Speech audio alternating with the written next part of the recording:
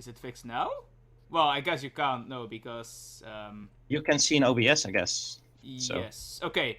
Yeah, I fixed it. There was something wrong with the layering with the overlay. For some reason, even though the overlay was turned off because it was on a higher layer, it still just tried to show the overlay. I'm not sure what that was about, but it should be fixed in 2 minutes.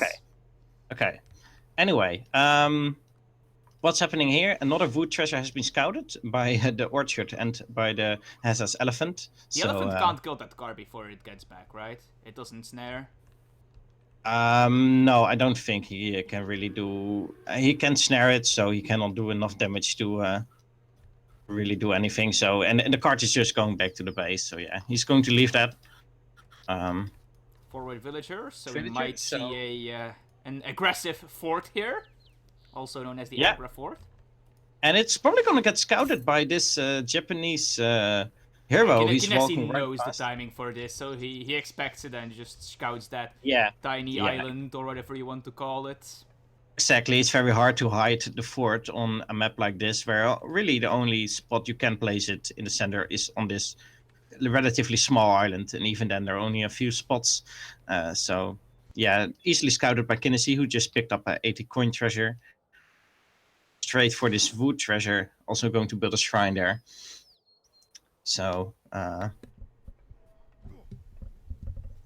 is going into attack against these monks, but it's not really going to do any damage, I think. Hopefully Asian explorers aren't exactly the highest damage dealing units in the game. Yeah, exactly. So maybe they just keep fighting here until one of the two gets the wood treasure. I don't know exactly. Yeah, I'm pretty sure the two monks beat the one elephant though. Oh, how's that getting a trading post as well? So he is going to try and get some shipments going. Yeah, so perhaps he's that's why he wanted the fort right next to the trade post as well. Easily secured, and he can now take this trade post very easily, and of course can take the one in his base or right next to his base later on. So that's always a good choice. And as expected, Kinnessy did ship the Heavenly Kami. And of course the wood trickle for the India player, which gives him like 2.5 settlers of wood, or maybe 2 settlers. It's something like that. Yeah, I think it's 2 and a bit. That reminds me, I need to set to recalculate. According to the UI, it's 2.5. Yeah, right. I think so too. 1.25 wood per second. So times 2 is 2.5 villager of wood. Oh, Kinnessy does get that wood treasure after building that shrine, though, so... He has almost 200 wood. No, he has more than 200 wooden treasures. It was pretty obvious that he would get it, of course, because the India player was busy working on the trade post. So look at these elephants blocking the wall. For the wall, the other wall right next to it is really nice, though. Blocks off a large portion of the entrance of his base, but this wall piece definitely needs to be finished if Kinnessy wants to... Yeah, it seems that Haza is going to go aggressive. He is adding more Sepoy. So yeah, he does need to send a villager to start building that wall, and yeah, there it is. He doesn't need to be careful that it doesn't get sniped by the Sepoy, though. I'm not quite sure why, but Hessa is sending a villager forward. Maybe it's because of the shipment point from the fort has been set there. Yeah, but maybe it's some... I think so. So he should definitely move it away before it gets shot down by the town center. Town center has got very high damage. Yeah, he does notice. Oh, it's almost dead. I can actually tries to snipe it. Nice. 6 HP left. It's almost dead. That's... Oh, 4 villagers is an ambitious shipment here by Kinnessy. Yeah, definitely. So no second 600 wood to pump out Yumi or anything. But sending 4 villagers so he can boom a little bit. Of course, on EP, the walls have been reduced to 1500 HP instead of 3000. So it's a little bit easier, a lot easier to break into walls and to break into the base of Kinnessy here. Let's see where those Sepoy are going, if they're going to spot these villagers that are running away or not. Yeah, he's trying to harass villagers. But they ran away very quickly, so I doubt Hazas saw that some of them ran that direction. Yeah, on the other hand, they're now completely out of the base of Kinnessy, and there's no way for them to be defended if they get spotted. So it's a kind of a gamble for him. Haza is losing a fair amount of Sepoy for not much here, though. Although he is idling the entire Kinesi economy pretty much, so that is obviously very nice. Yeah, he should definitely. be trying to kite here, but Kinesi is on go 120 shrine pop, so that's decent. But of course, his villagers are idled half of the time, so he's not really booming as hard as he would want to. Yeah, he has 24 idle villagers, so he is quite far behind in income at the moment. Oh, and the Minutemen are well, I mean, forces. I don't think he needed to send those Minutemen if the 5 actually were about to arrive. Maybe a bit of a overextension there. Or not overextension, overreaction, rather. Yeah, perhaps those irregulars were not really needed. He's now got 5 Ashes out as well. So, and a consulate up for Hessa, so that's possibly going to be the British. With how forward alliance. it is, that's most likely British. Yeah, it could of course be the Ottoman, which is more like an economic alliance along with the Hussars that you can send. Oh, he is going Ottoman actually. Okay, he's going to Ottoman. You seeing it in text being researched, or? Yes. Ah, yeah, there it is. Okay, so he can now send either the 3 gardeners, which are like guard hussars, or he can send the 4 villagers, which boosts his eco. So he can still go both economically and military. So Kinesi rebuilding his fortifications. And Haza adding in caravanserai, so looking to add some cavalry, expecting perhaps more Yumi archers. Or just to raid, also possible. Yeah, so those villagers are still really unprotected, but I'm not quite sure if Haza is ever going to look there for villagers, but... Oh, he's actually walling off the... Oh, he wants to extend his territory. Yes, exactly. He's walling off his entire base now, and there's really no way for Haza to enter now, except for like, well, here. But of course, that's really hard to get without being shot at by all the Yumi and the Bysteros and the Shigari. So Haza is ahead in market upgrades as well, so that is something he does have going for himself. Because obviously these shrines don't really scale with upgrades until you get the industrial one. So these do get lower and lower in value compared to villagers, the more upgrades you get. It's just that you can spam them much easier than villagers. Yes. But Haza did send the 4 villagers from the Ottoman consulate. So he did not send the gardeners, he sent 4 villagers, and now he's sending actually the gardeners. So first he boosted his eco a little bit, and now he's sending the hussars, and he might be able to push out right now. Let's see.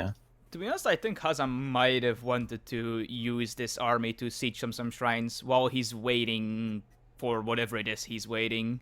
He could have easily killed 1, maybe 2 shrines in this time. Oh, look at this very forward wall, trying to buy as much time as possible from whatever it is Haza has planned.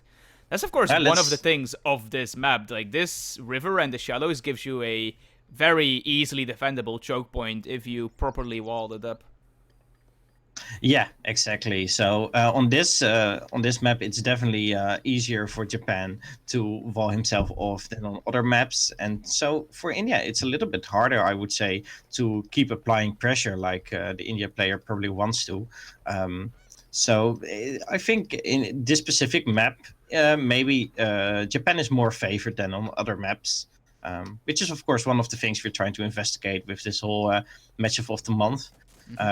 Kinesi is going to Fortress, almost about halfway there.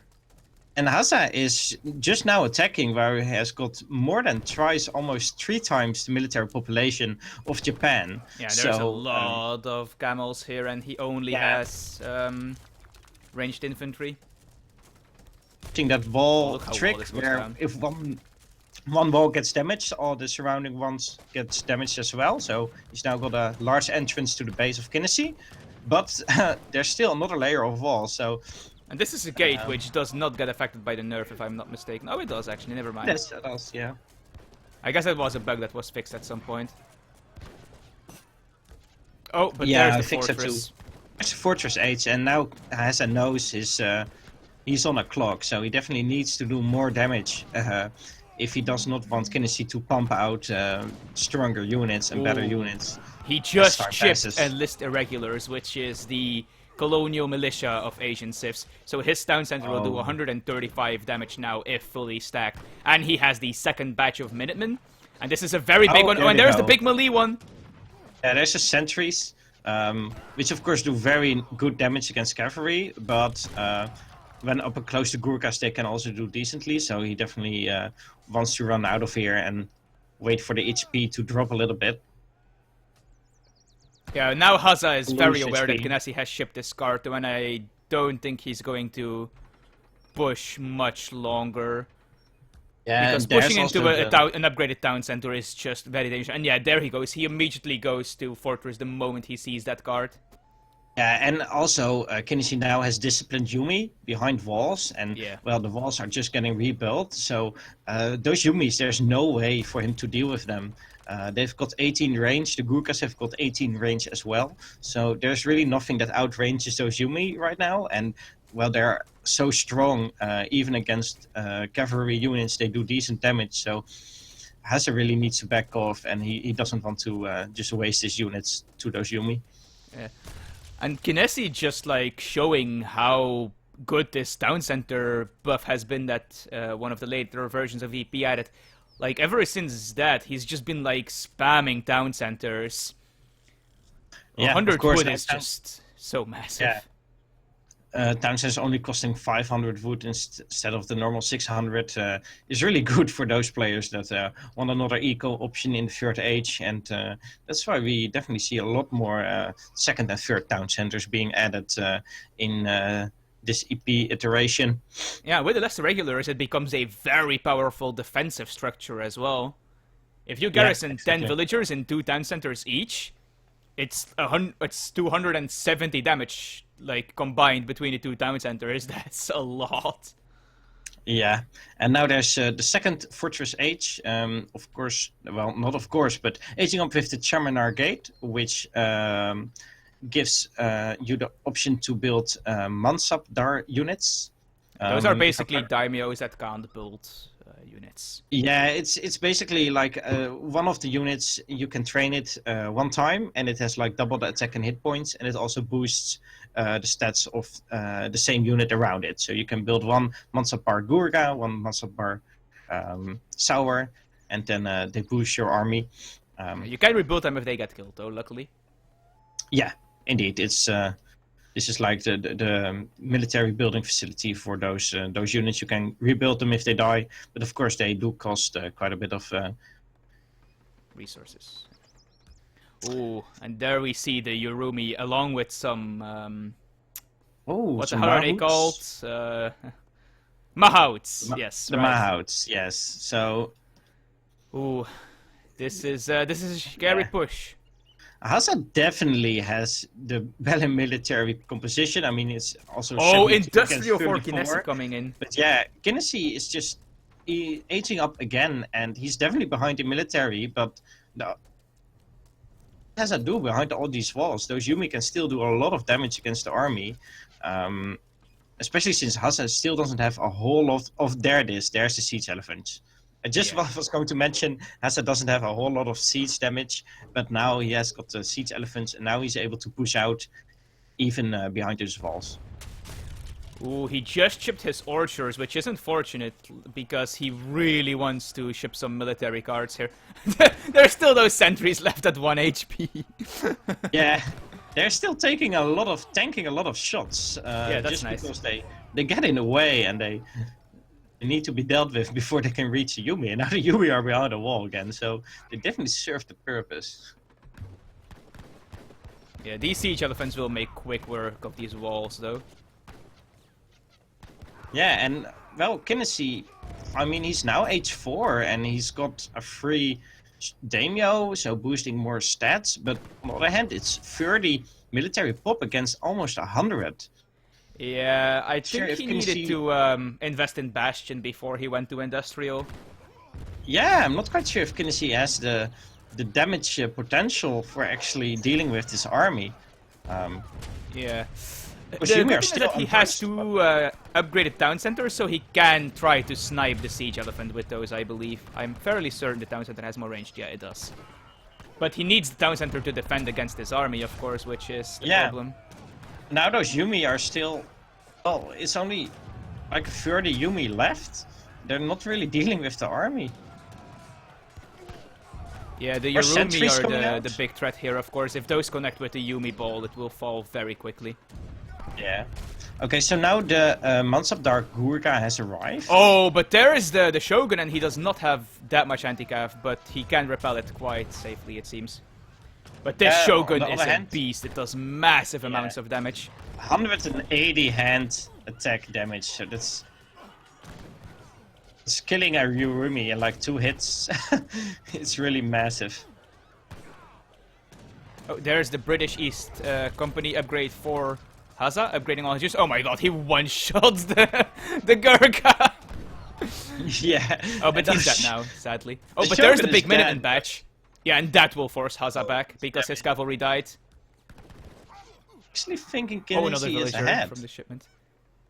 Way Yeah, ahead and in this eco. shows the strength of those upgraded town centers. He was behind like 70 military population, but the town center just killed so many units while they were stuck behind the walls and like struggling to path between the mine and the town center and the trees.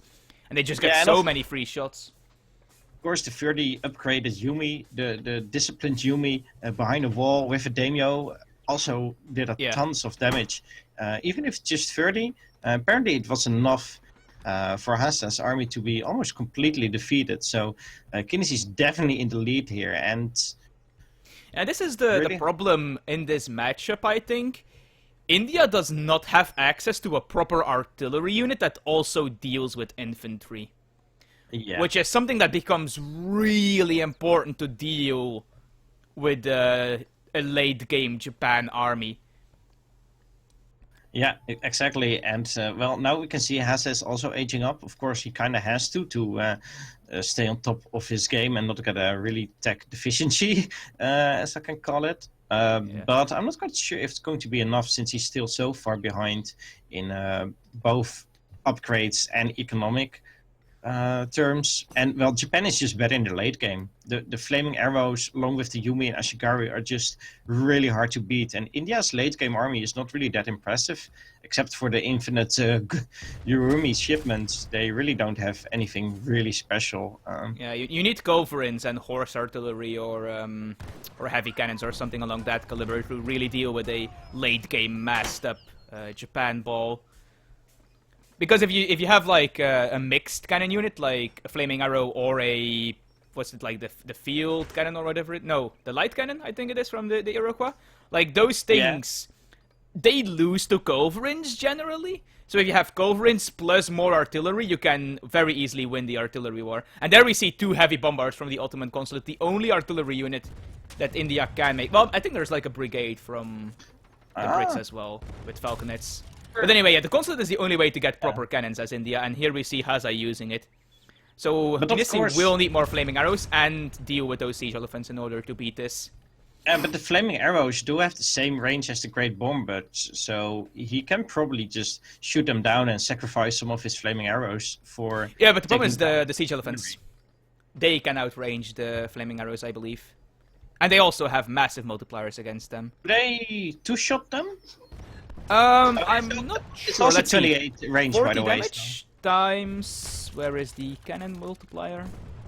40 damage. 2.5, so that's 100 damage against cannons. Flaming arrows have 175, so yes, they do two-shot them. Two-shot but he's them, getting right. the honored upgrade, and I believe that makes it require a third shot. Oh, even building a castle. That could perhaps be true. Yeah, castle giving a nice XP boost to the Hesa player, by the way, here, so... Yeah, it did some damage, you know. Not the worst. Oh, we might see a heavy bombard shot here in the Yumi. Oh, look at the Minuteman flank from the 3rd town center. If that connects with the siege elephants, that's massive. Oh, the Great Bombard has to focus on them now. Really a nice push. The flaming arrows also do damage. Oh, yeah, Kinesi playing this really nicely. That Minuteman flank was very good. First heavy bombard is down. Yeah. I mean, it is doing a decent bit of damage, but... Great Bombard can tank like 10 flaming arrow shot, but now the second one is down as well. Yeah, and the siege elephants went down as well. There's only look at the Sepoy Shogun. and Gurkha against this mass of 7 flaming arrows left. Yeah, but And now I'm it's a not bunch sure. of flaming arrows behind the Shogun and the Daimyo versus pure Yeah. infantry, and Haza I has to think fall Hasa back. is done now, to be honest. He's complaining about the lag a little bit. I'm not quite sure. Yeah, there's a little bit of lag. Not quite sure from whose end. I do believe that it is every batch of Minutemen from Kinesi, though. So unless he, like, deletes a town center to make another one or something like that, he will not be able to pull off something like that. Oh, wow, he even switched to the Dutch consulate at some point. Does he have the bank? I think he look would go like for it. the arsenal first, to be honest, and not the bank, since his eco is fine. There's 3 buildings, right? The bank, the arsenal, Church, and bank, arsenal, church. yes. Yeah, I think he would go for the arsenal first to upgrade his units. As Japan, I think the church is actually more important than the arsenal. Oh, he's actually sending a bank. There it is. Well, There's once the you're one. H4 at least, because with the church you can get the train speed upgrades, and that just like saves you a lot of resources on infrastructure. But if you go Yes. cavalry, then the arsenal becomes really powerful because you can get the cavalry cuirass, which is really nice for your Perhaps, naginatas. perhaps he would just send them all. Oh, eventually, yes. So yeah, it's just a matter of in which order he's going to send them. But I do agree that the bank possibly wasn't the best structure to send first, although obviously his mines are going to dry out at some point. Yeah, Oh, he there's actually the goes. He goes church. bank church. Yeah. Okay. Interesting. He probably has his reasons for He it. I wants the don't- train speed upgrades, but I'm not sure why he also added a bunch of barracks in that case. So Does he really need the train speed? He's almost on 200 pop. yeah, So- well, it's to remax quickly after he trades armies, right? Yeah, I suppose. Like at Okay, this so point, now, it's not quite really because there was no build-up time. But at this point, like once you start fighting at max population, it's really important that you keep fighting at max population. Because if you fight a max pop army with a not max pop army, you are going to bleed so many resources, Yeah, definitely. and obviously lose the fight. And as you can see now, 120 military pop against 84, so definitely hugely in favor for Kinesi.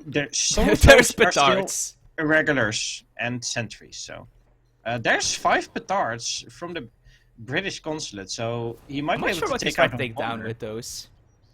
Yeah, if he can reach a wonder, that would be huge, but I'm not quite sure if he can. So Yeah, the big one to hit would of course be the pavilion or the shogunate. Either are great targets. The pavilion makes his army really strong, and the shogunate allows him to rebuild daimyos and shoguns in case they ever die, allowing Yeah. him to, you know, play aggressive with them. Like, oh wait, never mind, those are Yabusama. Where are the? Shogunate also makes the land military units cost less, which helps. Yes, it's 10%, I believe. Oh, but look at how packed Okay, his so infantry now- is against the flaming arrows. Yeah, and the problem is the siege elephants from Hasa are stuck here, right next to the castle. I'm not even sure if they're He had to basically delete it. deleting the castle so he can free his Oh, units. that's a good ceasefire, though. It's a good ceasefire, yeah, definitely. Those flaming Okay. arrows are probably going to die here. I don't see how he can save those. Unless they Yeah, will let's be see how just far in they time come to in get 10 behind seconds. the wall. Oh, he's trying to block them with the sepoy? Yeah, Doing he's a nice going to job get them, I blocking think. them. At least 1 a couple second of left. them. There we go. And shoot. Yeah, lots of flaming arrows died there in the first 2 seconds. Yeah, and They're it still allowed not the flaming. siege elephants to catch up. Yeah, on the other hand, all those Yumi and Ashigari against this Sepoy Gurkha mass is probably going to win. Those 100 Yumi with all the upgrades on them are incredibly strong, and Hasa definitely still has to retreat here. No, they even when actually the don't flaming have the arrows upgrade are- cards yet, so they are missing quite a bit of stats. They don't have the upgrade card, but they do have the Golden Pavilion upgrade. Yeah, they have the pavilion, obviously the guard upgrade, and the daimyo and shogun. Unless one of those die, but I believe both shogun and daimyo are alive. Yeah, they're Yes, still there. they Yes. So definitely very strong units. 37 attack for the Yumi now, and 47. Either Haza wants to get some monk upgrades, or he's hoping there's something good in the mercenaries. I don't think he would build it there if he wants to train mercenaries, just because it's so freaking far away. So if you can build like little bombards, then they would have to travel all the way from there to the center of the map. He's going Oh, for yeah. elephant upgrades. He has the Yumi attack card now, and now these Yumis are very, very, very dangerous. Especially if he also 42, gets the yeah. range card, then they become really difficult to deal with as India. He's even getting the Pavilion upgrades for his Ashigarus here. I don't see an arsenal just yet where he can get another upgrade. It's the Archer Cuirass, I think it's called. Oh, It's 25 already- yeah. Tiger Claws from Haza. There's the arsenal, but he's right now on Japan upgrade again, on Japan Alliance, so he can get even more attack for his units. Yeah, and more the training and batches of 10. That's a lot of Tiger Claws, 25 Tiger Claws, and this may actually be able to do really well if they can connect with the Yumi, so let's see if you can hide them. And they just now popped out of the Agra fort, that would be huge. Yeah. But There is actually Almaty in the monastery. Those are not terrible. But let's see how this fight goes. 25 Tiger Claws. Can they save the day? I don't really think so, to be honest.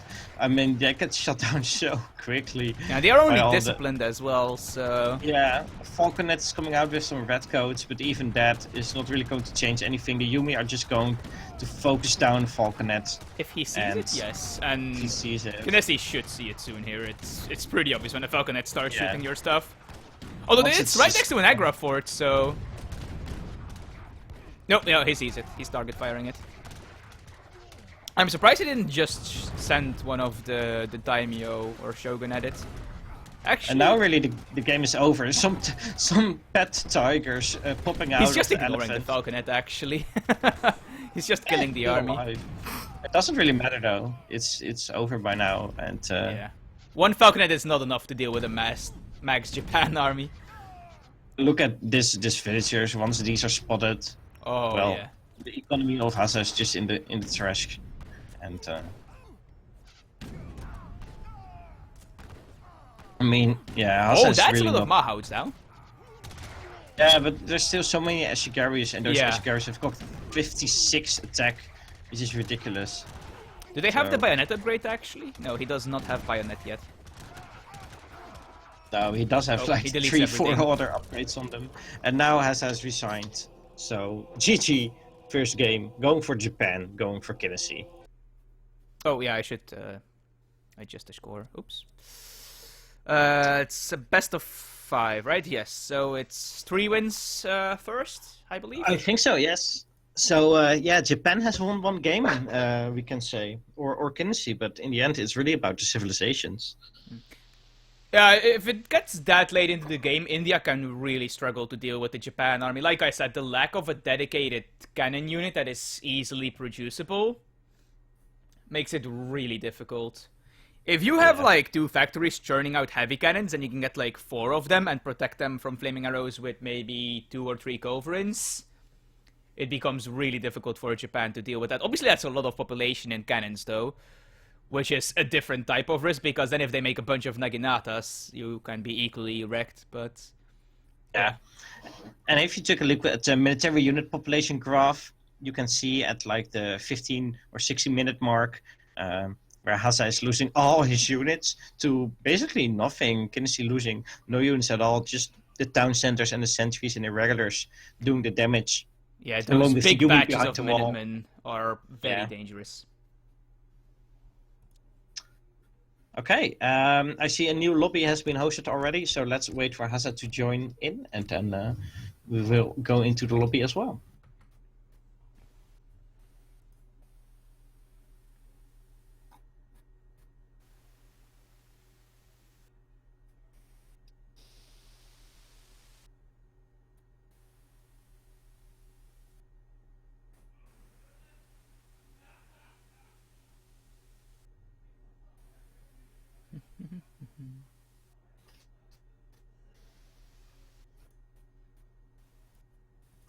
Some people in chat calling for wall nerfs, even more of them. I would be sad if they nerf walls even more. Making them cost more would definitely be maybe a good choice, but nerfing the HP would make them ridiculously bad. Yeah, I think it's just an inherent flaw of the the game design of Age of Empires that makes walls in the awkward place where they are.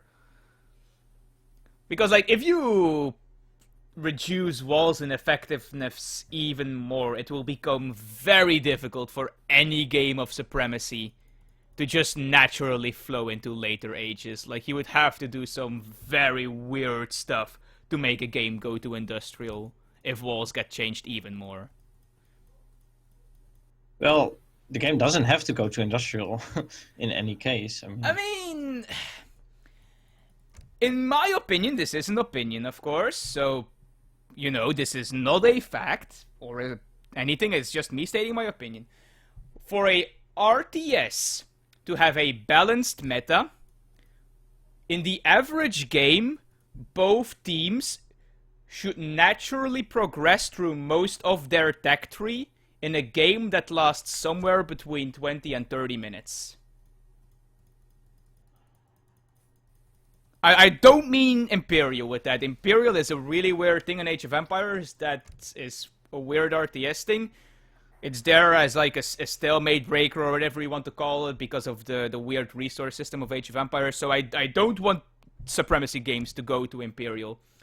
But an average game in Age of Empires where there's no cheese or anything like that, in my opinion, should at some point involve players going to early industrial tech. Yeah, not the way industrial works at the moment, but if it was a balanced meta. Yeah, I understand where you're coming from. This is based on StarCraft 2, of course, where it's about like that. Where is the lobby, by the way? I don't see it. Oh, I'm no, wait. Yeah, you're kicked out of the lobby by the invite spammer, so... Oh. Well, I can't see the lobby, so... Is it because it's full because he's joining, or what? It's because everyone has been kicked, basically. No, I'm still online. Okay, well, I've been kicked, and so has Kinesis. Oh, it's the players that are right, they're offline. Yes. Why am I not getting kicked? Guess I shouldn't complain.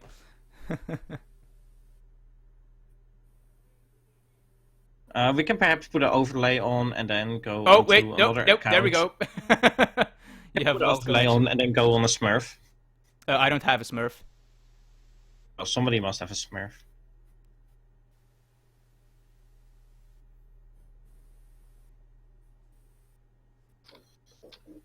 Let's ask for a Smurf and then go on that one. I actually shut down my overlay program. Maybe I shouldn't have done that. I'd have to set it up again. I mean, you can just put anything on the screen. Doesn't really matter. I mean, there is a 2-minute delay. We should be reasonably fine.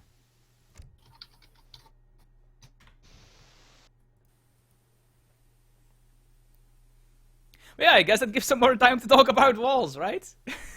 Well, yeah, I'm figuring out how we're going to proceed. Oh, yeah, I guess.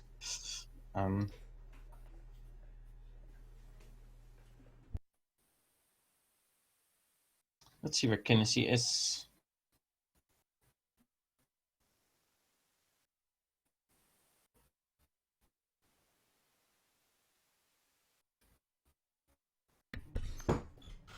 But yeah, this is awkward.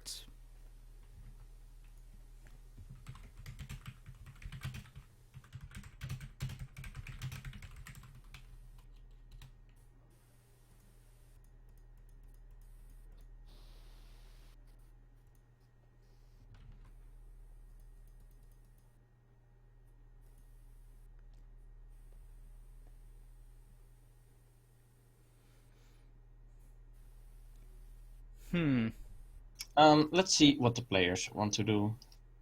Yeah, this is annoying.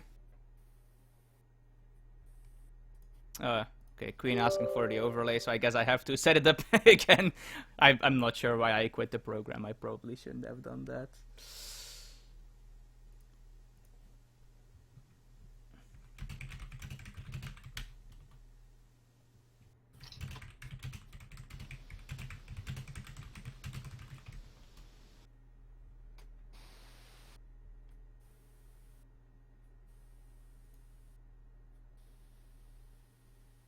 Hmm.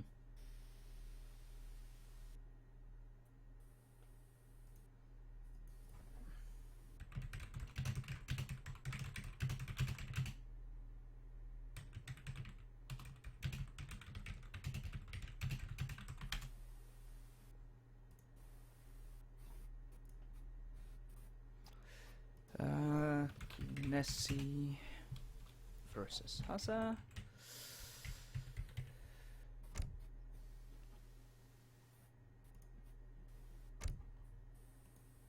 I have to wait. So first map was Kamchatka. Yeah, sorry guys, I have to set up this entire overlay thing again. I was dumb and I quit the program. Can't you just like put on a black screen, just disable? I mean that will make people think that the stream has stopped or something. I guess. What if you keep talking? Hmm? What if you just keep talking? I suppose that's also an option, but then people think I have messed up the OBS like I did at the start. I'll just put up the overlay again. It shouldn't take long.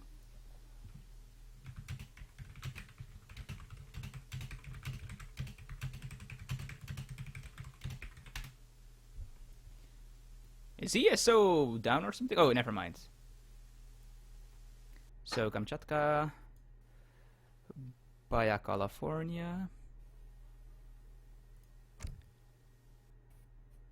Cascade Range, Hudson Bay,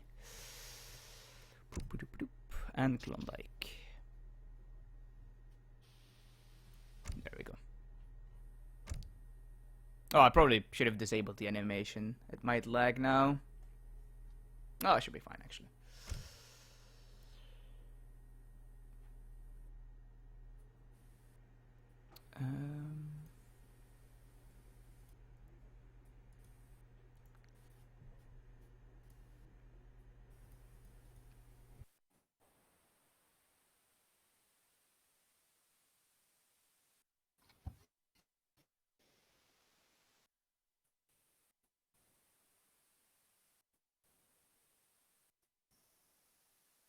I'm gonna put the overlay to 10 minutes. That should be enough time to try and find a solution. Sure.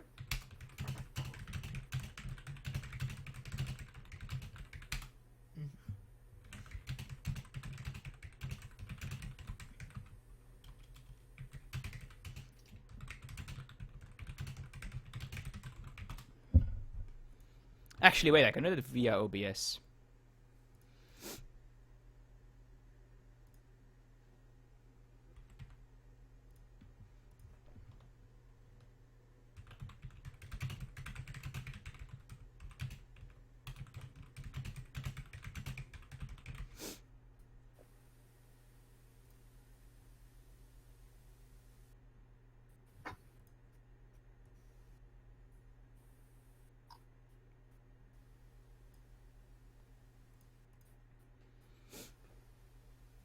There we go.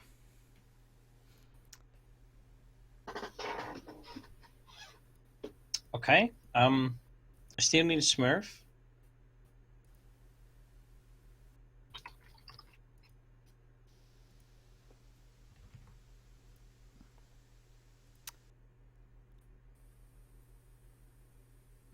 I mean, some random person whispered me an account, and I'm sure we can appreciate this, but I don't think I will log onto a random person's account. We're trying to consult this with the admins and stuff. I'm sure we'll find something. But thank you for thinking of it.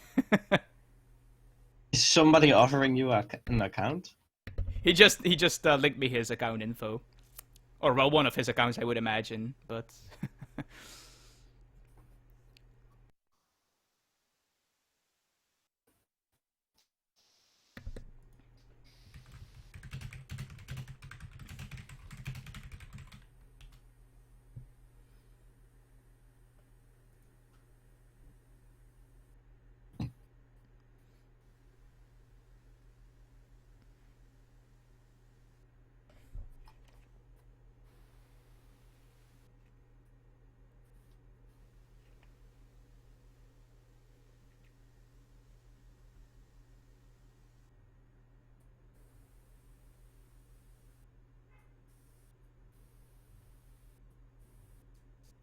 Um,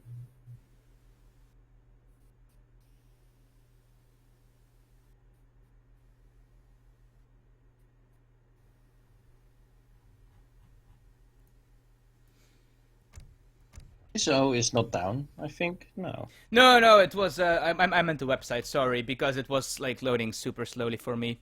Oh, is he just kicking everyone? Because my entire friend list is offline. I'm also getting a Smurf offered in a whisper. Um, Yeah, I again, think he's just kicking literally everyone that logs on EP and makes lobbies there. So I don't oh, think that's great. Smurfs will work. That's just fantastic.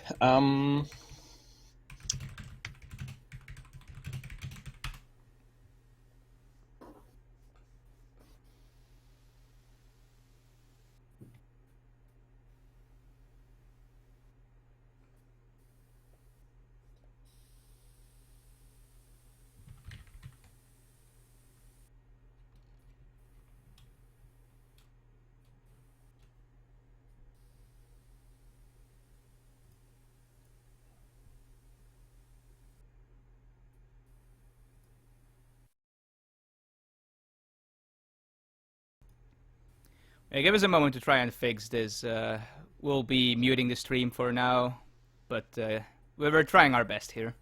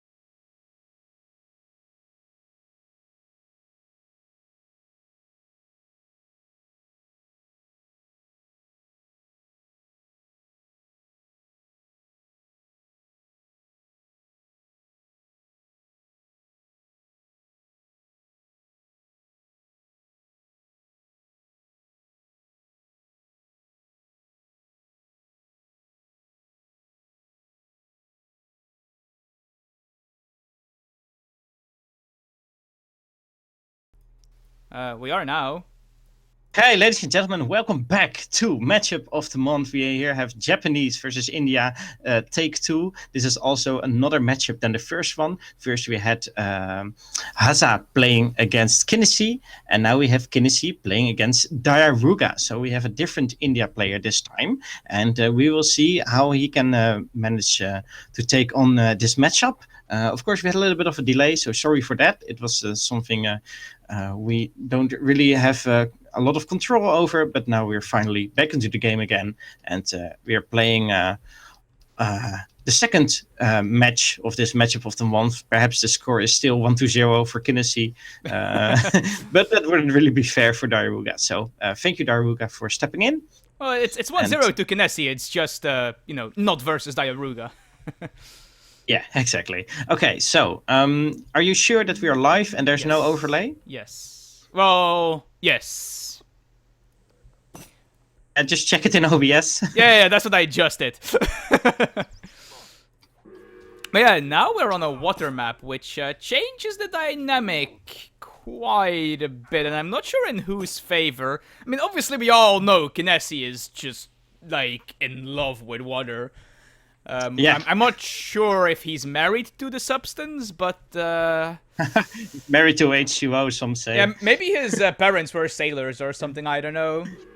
Yeah, well, he is actually a parent himself, I believe. Oh, wow. So this Diaruga monk picked up somewhere around here a 60 wood treasure. He lost like half his HP on the monk, but that's still really nice for India to get, of course. So that's a nice pickup for him. Other than that, important has been picked up just small coin treasures, which don't really matter until the transition to H2. Yeah, I think that was pretty much the only treasure really worth speaking for. I mean, there's a couple other nice ones, but nothing like really, really major. What is, by the way, important thing to notice here is that there's only 2 berry bushes for the Japanese player, but also only 1 orchard. So Nice. he doesn't have a ton of food in his base. Both the berry bushes only 1,000 food, and of course the orchard is 5,000. So it's a little bit less than you would normally have. So you might have to. The second one a bit earlier. Yeah, exactly. Okay, so yeah, what else is happening? We have a little bit of a fight here, and maybe Kinnisi's monks are able to take out one of the elephants from Diaruga, but of course he's a little bit faster, so he can run away. Oh, he is actually slightly faster, huh? Ooh, Kinnisi not shipping Heavenly Kami here. He's going for the 3 boats, and I absolutely love this shipment as Japan. He's even shipping them to the pond that his base is not connected to. Oh, he's just stealing away the fish from Diaruga's part of the map. That's really clever. Just putting down the Oh, the look at this shipment point. elephant trying to wait until the stun ends on the bears, but Kinnisi actually able to reset them so that they don't go for the explorers. Yeah, now Diaruga's still losing a lot of HP on his elephants, so he definitely has to back off here, make sure he doesn't get caught and killed. Okay, let's see what else is in their decks. Of course, Kinnisi, a lot of water shipments. Oh, One, divine 2. strike on the elephant. Oh, that's nasty. So losing his elephant there. Oops. Diaruga saying oops. Okay, so yeah, what else have we got? A lot of water shipments for Kinnisi, of course, and for Diaruga, also quite a few of water shipments. 1 in H1, 3 in H2, and 1 more in H3. But he's still aging up with the wood trickle first, and not with any advanced dock card yet. So. Oh wow, Kinnisi even has the fish market. I think he has literally every water card you can have as Japan, except like the really off-meta ones, like the one where fishing ships can attack and stuff like that. Well, actually, he doesn't have the admiral thing. But there isn't really. Japan have that even. We have again the Diaruga trying to come in and get the treasure, but not really working out for him since the grizzly bear has not been defeated yet, so he's just building a trade post instead. And now he's got a trade post in the north and a wander in the center of the map. So he should also be able to take this second trade post if he wanted to, and maybe even a third one on the bottom. So Yeah, you reckon he might go for Stagecoach?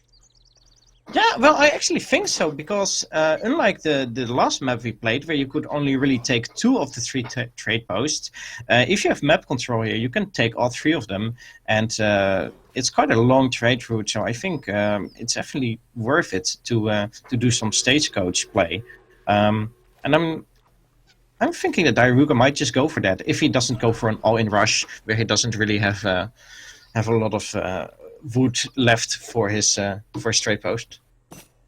Okay. I'm not So, sure if he will go very aggressive though, because he aged up later than Japan. Yeah, exactly. So, and now he's also building his second trade post. He revived his hero, and definitely doing a little bit of a boomy start where he can still go different directions, but definitely going for a little bit of an economic style right now. Yeah, I'm surprised that Kinesi doesn't have 30 docks yet.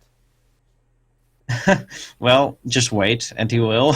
First, making some walls. He accidentally deleted the wall segments here instead of the wall pillars, which was quite funny. And he's now got.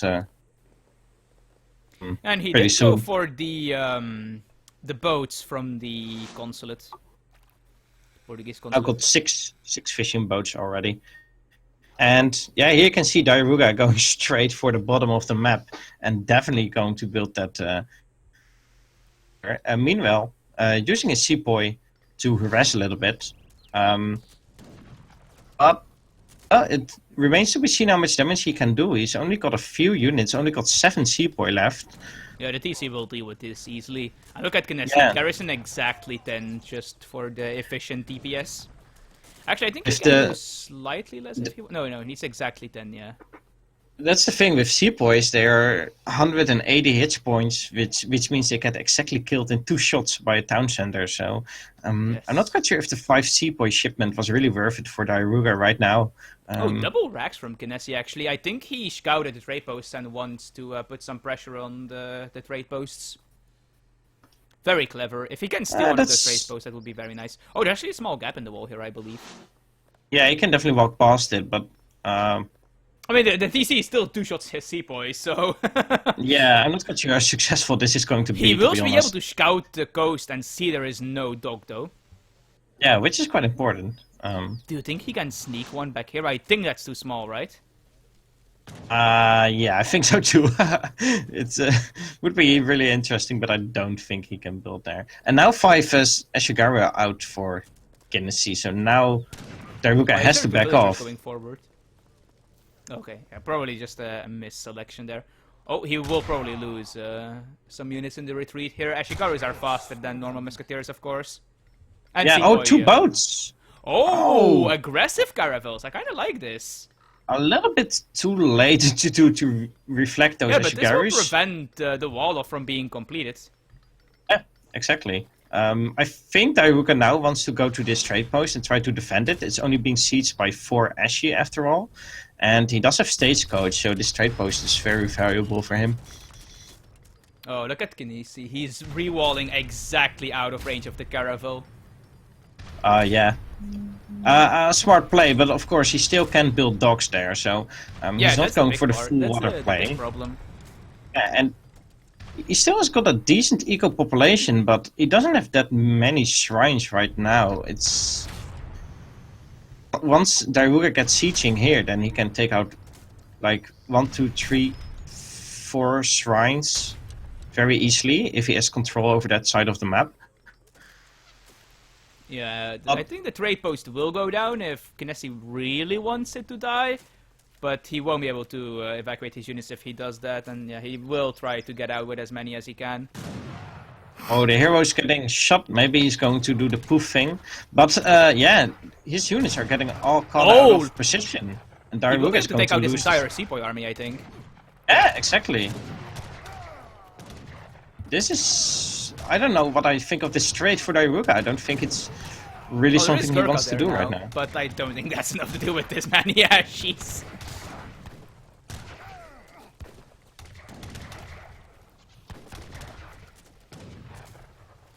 Yeah, the Gurkha are able to kite a little bit, but the Ashigaru, of course, have more speed than the Gurkha, 4.5 against 4. This isn't So, efficient for the Ashies though, but they have enough numbers that it shouldn't matter. yeah, and now those Gurkha are just getting chased down. Yeah. And yeah, he immediately retakes the stagecoach TP. I'm actually, I kind of want him to get a village. Oh, he does have a villager here. He's probably going to make docks on this side of the map. But Yeah. now that there's 2 caravels in his fishing lane, or whatever you want to call it. Actually, I think that's what Diaruga expected. He was like, I'm gonna ship these 2 caravels to put some pressure on that wall, and then I'm just going to kill the boats he shipped and got from the consulate. But those are in his water, so those 2 caravels are just sitting there now. And Diaruga is he now has like aging up. 26 units, and Diaruga is going to Fortress. Of course, Diaruga is aging up, so that's why he doesn't really have a ton of units out. But it's still 26 against just one Gurkha on half HP. So yeah, it's going to be hard for Diaruga to hold this, and maybe he should buy some time with walls as well. But of course, it's too late for that now. Oh, Kinesi is going to take advantage of the less HP on the Indian houses to get some free experience and some wood damage. Might even pick up some villagers building the wonder here. Yeah, Kinnesi going straight for the wonder villagers, which is a little bit annoying because then he ages up even slower. Oh, the sentries. Sentries now coming in with some Gurkha, and he's able to take out these Yumi, but still there are like 18 Ashigaru left. I think he got every single wonder villager. Oh, that's pretty huge. Okay, Minutemen are here. Now those sentries are maybe able to Ashigarus a little bit, since the sentries they have more speed, but the Ashes will be able to pick them off. Because the normal Minutemen have the 4 speed that other Musketeer units have. So once these sentries are down, they can just run away. Or they can turn around and kill them, of course, because they have no hit points. Yeah, so the Minutemen are still doing a little bit of damage, but they still have so low HP that they can just... Yeah, and now the Gurkha got chased down again if he wants to. Yeah, exactly. And I kind of want him to be honest, and start, like, sieging these 2 houses, or, well, the bunch of houses and the villagers. Why is he running away from 2 Gurkha? Oh, it's because he expects a fortress shipment, of course. Yeah, this is pretty huge. The Mahout from the Asia popped out of the Agra fort and went straight for the Kinnesi hero that was building a shrine. And he actually killed the hero because, well, of course, Kinnesi was so busy with microing in Diaruga's base that he could just kill those heroes. He's trying to reclaim his shore, it seems. Yeah, I guess that makes sense. Those villagers are still in a very dangerous position. Shrines here by the elephant. And Irumi are now in touch with the Ashigaru, and that's quite huge. Oh, yeah, that's a lot of the Ashigaru Musketeers. Yurumi are really good against Ashigarus. Although, again, this is his Yurumi shipment that these Ashigarus can whittle down, like, in a very safe position for Kinesi's base.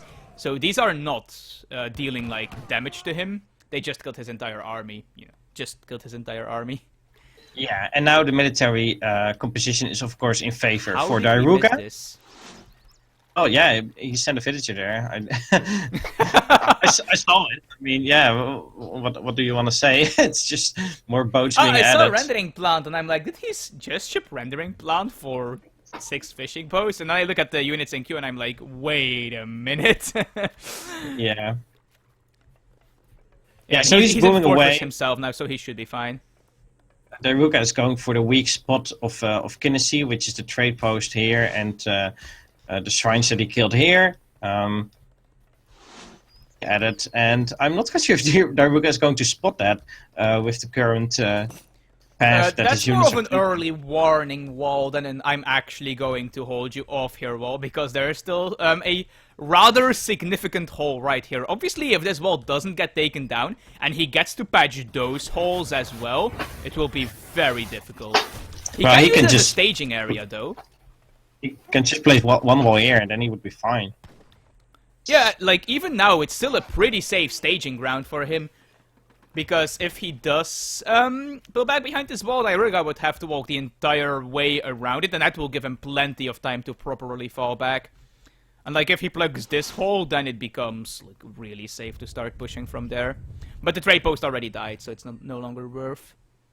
Yeah, now 2 siege elephants are on the field, dealing with the shrines very easily, and of course later on with any flaming arrows that might be added. I'm hoping those siege elephants are actually going to spot these dogs and are going to take them down. I'm because pretty sure Dairuga knows about it. Oh, 2 caravel? Oh wait, no, is that a mate caravel? Yeah, it's a built caravel. Oh, it's the one from the Oh, there's a frigate. Oh, what's it It's called? the one. It's the one from the consulate that contains a bunch of petards, I believe. Oh, now he's just going to garrison those petards on the land, with no military units to defend them. That would be really funny, just some petards walking around. He probably wanted to petard some stuff in the base of Dairuga. Oh, those petards are going down. Probably. Yeah, 40 HP left. Yeah. That's petards. So that's a lot of wasted export. Yeah, just as the frigate arrives. That's yeah. unfortunate for Kinesi. Dairuga is doing pretty fine here, taking out some of the economy from Kinesi, some villagers here as well. All the keep in docks mind, are down. these are quite heavily invested. They have the long lines and the rendering plant, so that's 2 upgrades in the cart. Yeah, and Kinesi did send 2 fumes. Oh, which is happening here? Okay. Yeah, he wants to deal with those. Now that he saw the frigate shipment, so he knows now is his time to deal with the caravels on his side. 1 dock is going down by those caravels, but now both the caravels are going to be down in a few seconds here. I mean, it's still sailing, but it doesn't really have a sail anymore. It has some rudders as backup. Yeah. Well, not rudders, rowers rather. Yeah. It's the south side of the map again, so he can still boom here, and he's probably going to boom hard here because he already invested a lot of upgrades and cards into that. Okay, even more rowers. Yeah, that's going to be to make sure that Dairuga doesn't add docks. Yeah, Dairuga now pushing in on north, which is going relatively well for him. He still has got a huge military advantage. This frigate should definitely scout the rest of the sea, because well, yeah, I mean, there's so many boats left. I almost want to just whisper Dairuga, just send a message from, hey, please use your frigate, because it's not worth it. There's like 10 boats still fishing, and he can just take them out easily with no. Yeah. I don't think. Yeah, the frigate shipment for Japan is in industrial, of course, and it ships 2 of them, so he can't. But he doesn't have them them. deck as well. But yeah. Adding another town center, more shore support. Ooh, yeah. But if you look at Dairuga's army, it's getting really, really scary right now. It's got a lot of upgraded disciplines, Gurkha and Sepoy, also upgraded with the British East India Company card. Yeah, Genesi invested a bunch of cards on water, so his units don't have the damage card yet, or the HP card, or the range card. Interesting, all the Yumi are going to the north side, where Dairuga's army is going to the center of the map again. So maybe well, he he can't can. know it, obviously, right? So Dairuga can make a good hit here, and I'm surprised we haven't seen Bastion yet. Oh, even some Bestieros being called here. Oh, he's still on the Portuguese consulate. That's unfortunate for him. He would probably love to have the damage at this point.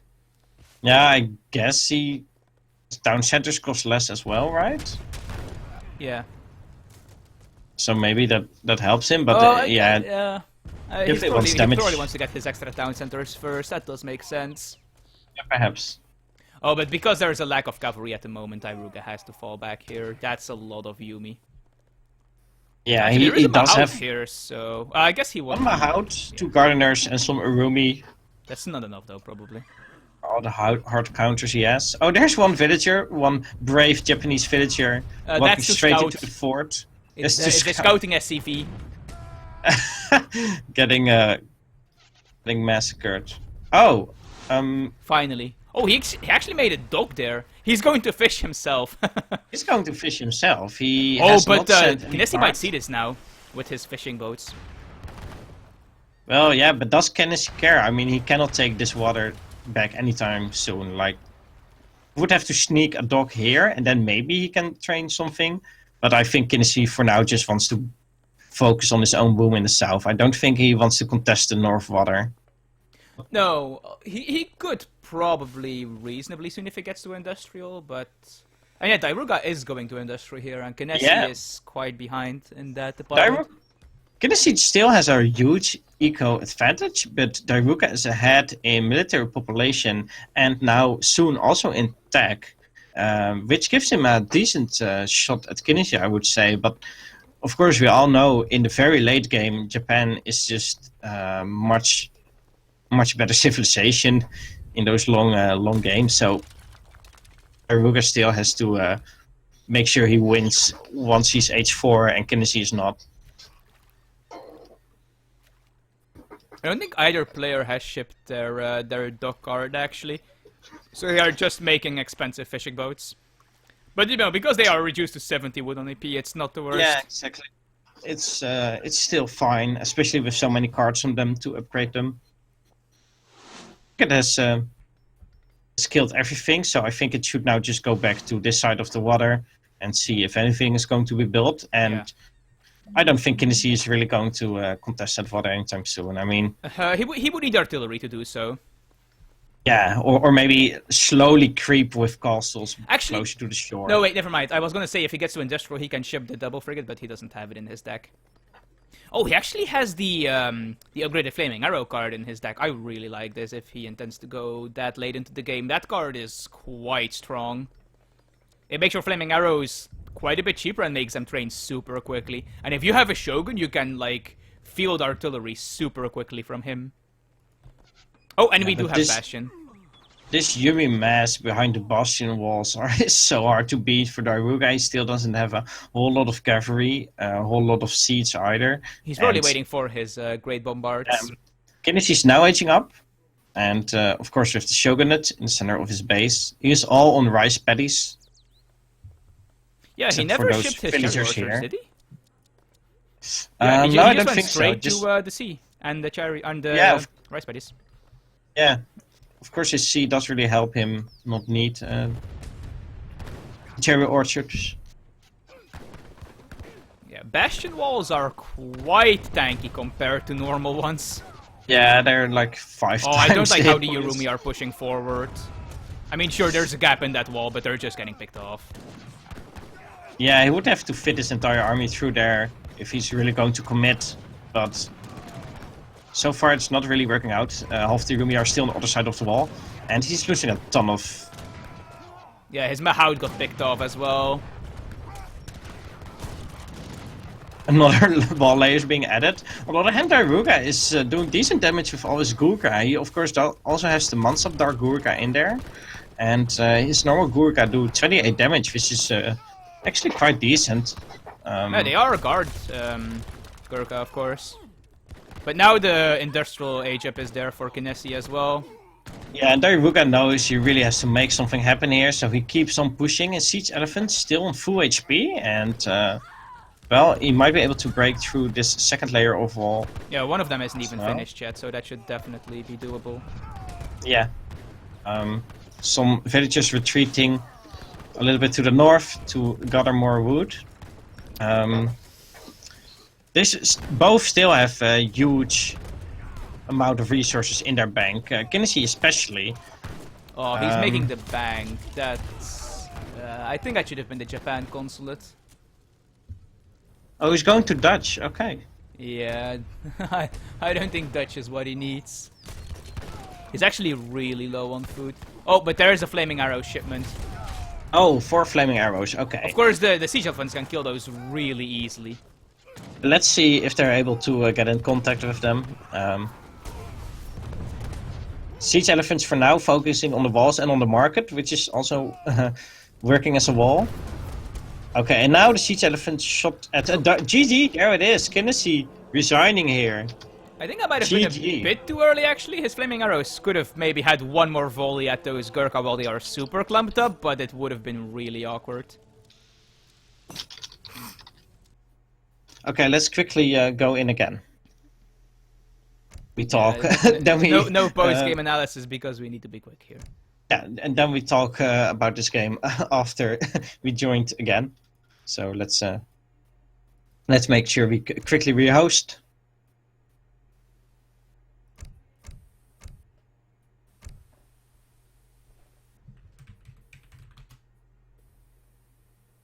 Yeah, definitely interesting game. I really liked this one. It wasn't really one-sided. At the start, we had Daruga pushing out with 5 C point, and then Kineshi pushing back with 15 Ashigaru. When Daruga was aging, and we had the water contestation on the north of the map and the south of the map, every side of the map. Yeah, definitely really enjoyed this one, and I think this also showed us some valuable lessons of how to approach this matchup. Yeah, are we ready? Are we ready in the lobby? I don't see a lobby. Yeah, but are you ready in the... I'm ready, yeah. Okay. Okay, I think then Kinsey will go pretty soon, and then we will...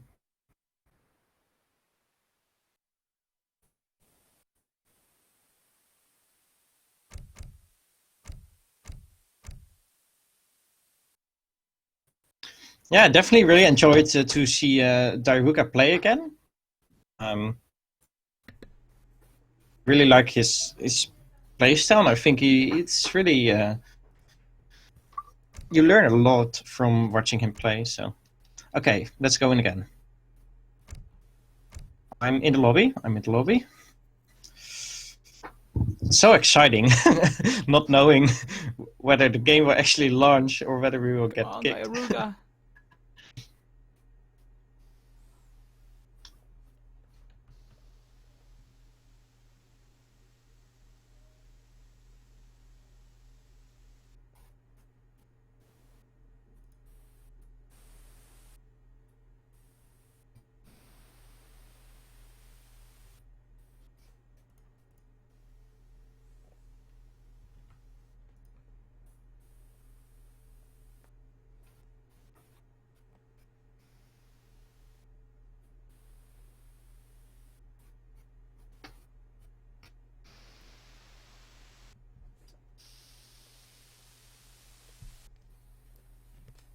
But I think Kinesi fought a bit too long there without his Yumi being guard.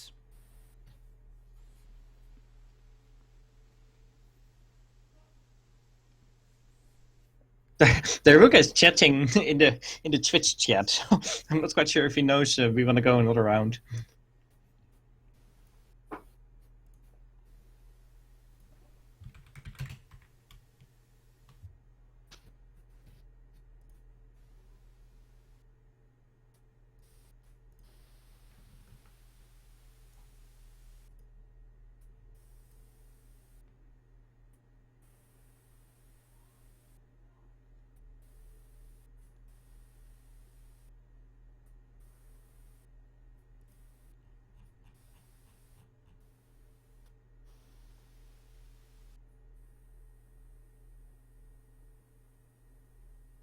Okay, there he is.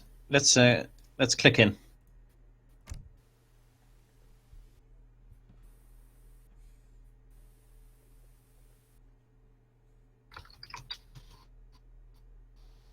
Oh, he didn't have the orchards in his deck. Oh, he doesn't really have it in his deck. That does explain a couple of things. So he was on Baja California, where he already lacks 3,000 food. Yeah, and exactly. Then he doesn't have orchards in his deck. Okay, that does explain why his industrial was so late, and why he transitioned to Petty so quickly. Yeah, ladies and gentlemen, welcome back. We're now going into the third game, and well, the second game in the matchup of Daruga versus Kineshi. We're playing matchup of the month, where we will explore a different matchup every month. And this month we are going for the India versus Japan matchup. And we have Kineshi, a very strong Japan player, very strong player in general, and the winner of the Autumn Championships, who's playing Japanese here.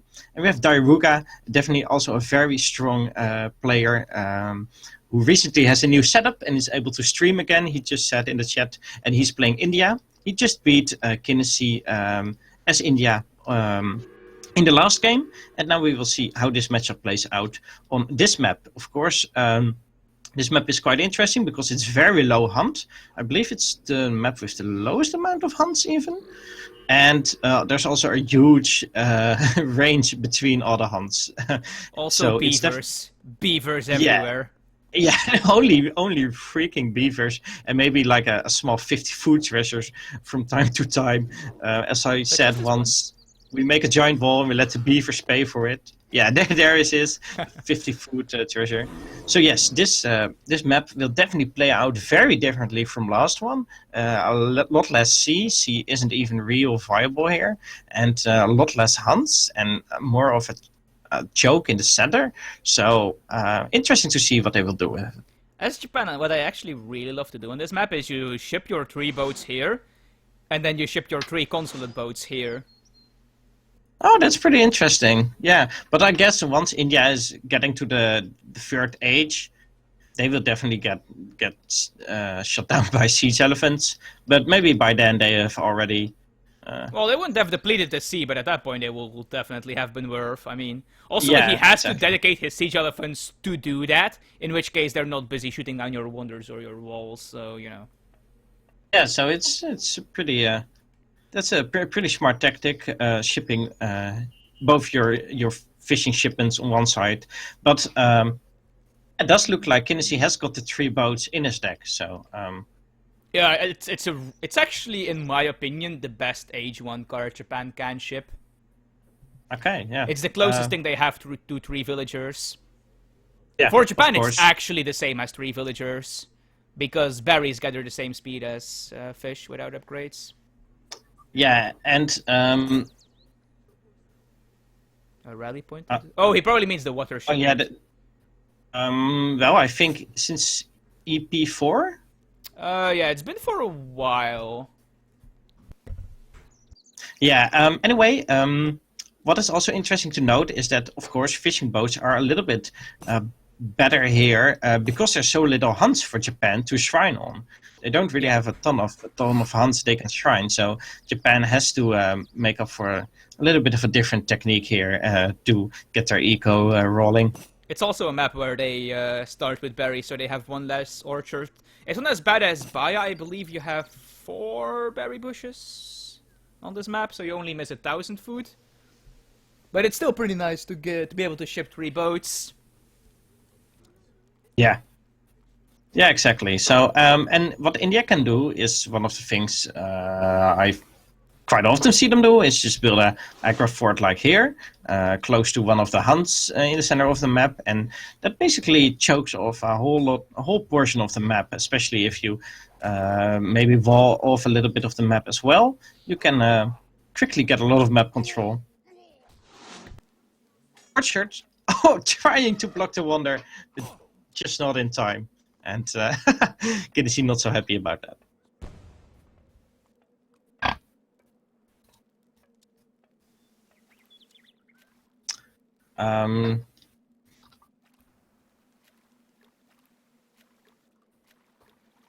So what else is happening here? A wonder. So he is going for the shrine wonder. He still, of course, has a whole lot of hunts in his base. So going to make good use of them and put them on the shrine wonder. And yeah, adding a wall again. So extending his base a little bit and making sure that any India units have to do some serious effort to get into his base. He does need to go switch his water rally point if he wants his boats to be in different ponds, though. Unless he doesn't intend to get the Portuguese consulate ships, of course. That's always a possibility. But with where this explorer is positioned, I would imagine that he will do it.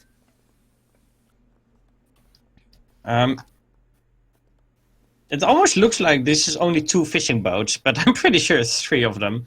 I think 2 of them are... yeah, 2 of them are merged. Okay, so this is 3 fishing boats. Don't let it deceive you. Oh yeah, you can see where there's like 2 guys standing right on top of each exactly. other. Yeah, so those are 3 fishing boats, and he has to stand relatively close to the shore here if he wants to move his seawater flag. So. Dairuga scouting to see if there is boats in the pond there, and I'm not sure if he saw them, but I think that Explorer was close enough. Dairuga again, aging later than Japan, actually. Interesting. Oh, wait a minute. Did that actually finish? Yeah, there's a monastery. Oh, where? Oh, okay. With Mamelukes and El Mahdi. Okay, so no reason to build El Mahdi then. Okay, this is Well, this is I mean, interesting. Al Mahdi also have a different purpose from Mamelukes. Yeah, but they're just not as good. It I mean, depends what you need. Like if Al Mahdi have a lot more damage output, I believe, than the Mamelukes. So if you need DPS, then but in general, cavalry is just also tank, meant yeah. for tanking, and yeah, El Mamelukes Mahdi- are way better at that specific job. So yeah, the monastery. Is he going for something? Yeah, outlaw or not outlaw, yeah, renegados outlaws, or whatever they're called. Yeah. Renegados. So of course, not a lot of food on this map. So maybe he wants to save it a little bit and go for gold-heavy units. These exactly 3-shot Sepoy. Okay. And he has 4 of them, so he has 1 too much actually.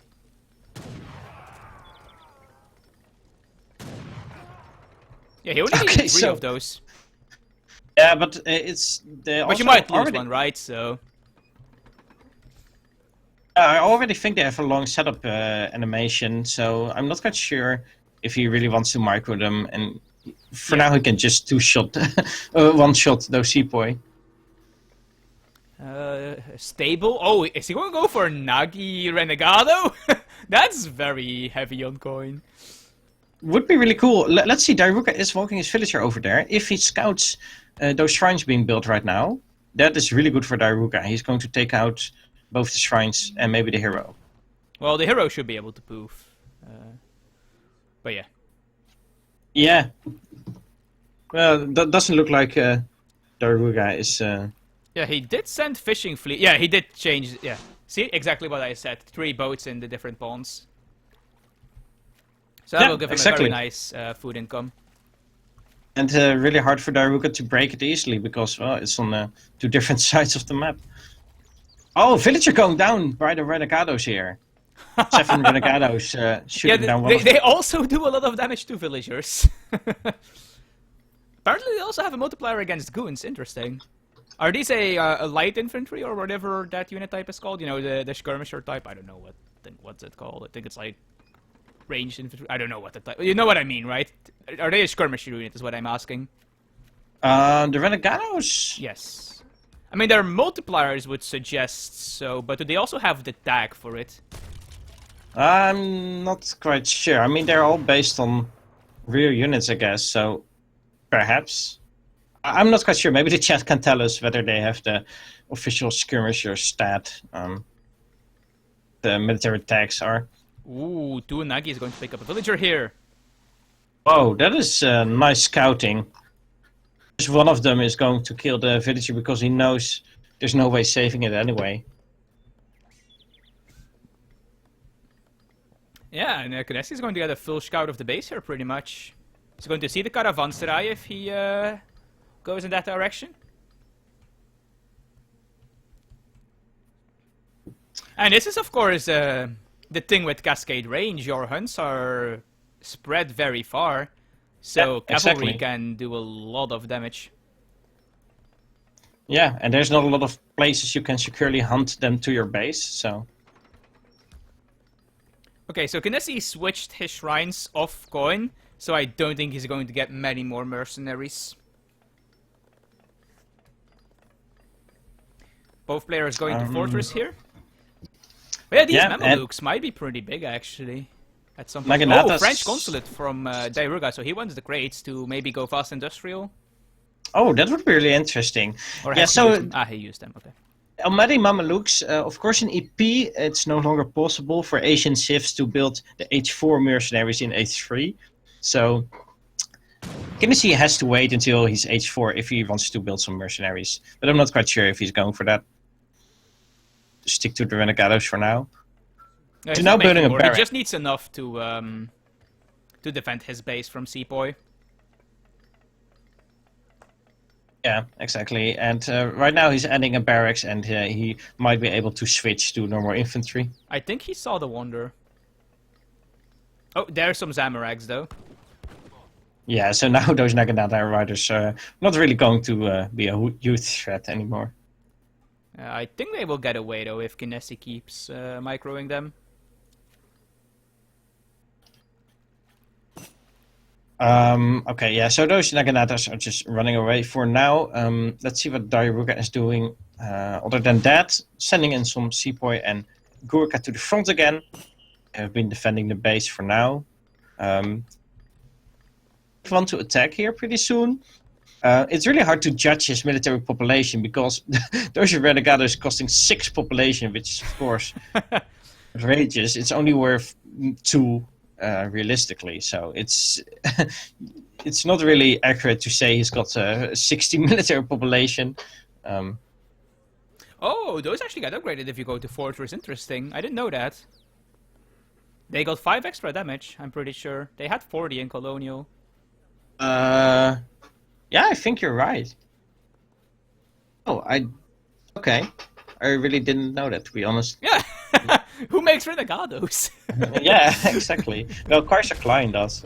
Yeah, well. Okay, so the siege elephants are out. He's killing some of the shrines. Yeah, they exactly quite easily. them. Yeah, I saw it too. It's pretty nice. Well, not exactly, still overshooting them, but yeah. I think that okay, one was Renegados just damage, coming in. actually. They should do 400 damage per shot, and the shrine has 1600. They also exactly 2-shot walls if you have 2 of them. Another villager getting shot by the Renegados here, by the way. Oh, that was a massive overkill. 5 Renegados shooting 1 siege. Yeah, that's a big problem with the Oh, wow, Renegados. they hit the siege elephant. And they have a multiplier against those. That Renegado volley brought that siege elephant to 300 hit points. Are siege elephants light infantry as well? No, they are, what's it called, ranged cavalry or whatever. Light cavalry. I'm pretty sure okay. they are a Dragoon unit. For some reason. Or they have the tag of a Dragoon unit, rather. Ooh, that's interesting. I mean, what other tag would you give them, right? Well, yeah, none of them. So what we have here is Kinesi now finally switching to Yumi. Already upgraded them to disciplined. And other than that, it's a little bit of a stalemate. Both of them don't really want to commit quite yet. But they're occasionally poking at each other with their units. One of the best qualities of the Siege Elephant, actually, is that it doesn't have the artillery tag, so it can't be beaten by Coverins, which makes it really difficult to use artillery against India. Yeah, that is one big advantage they have. It's okay, actually looks like the treaty patch changed, because it was a bit obnoxious for them, since artillery is such a huge part of it. Okay. I don't really know the treaty patch, so... I know small bits of it. But I don't think Dairuga will be able to push for much longer. Like, his infantry mass is dwindling. He might be able to get the shrine. No, no way. Yeah, he's making sure Kinesi has to push out because he's focusing the Shugo shrine. But Kinesi still has better military... with 7 Yurumi... Yeah, now he can... Now Dairuga. This is why I dislike using my Tsugu shrine as part of the wall of, by the way. Yeah, but his hunt was far on the yeah. Well... on the other side of Town Center, so he kind of had to make his wonder there, otherwise there wouldn't be any hunts on them. So it's definitely awkward. It doesn't seem like either player is going towards industrial. Yeah, not yet. Although Kinesi has got a lot of coins stacked up, so he might be. He might just be making more Renegados. Yeah, I'm not quite sure. Siege Elephants again focusing on the big shrine. Yeah, a little bit he repaired it, not fully. Oh. And now Yurumi coming in as well. And well, Kinesi is probably going to lose this big shrine. Yeah, that's not going to live. If Dairuga wants a thing to die, it's dead. Yeah. How much is it gonna cost Kinesi? Like,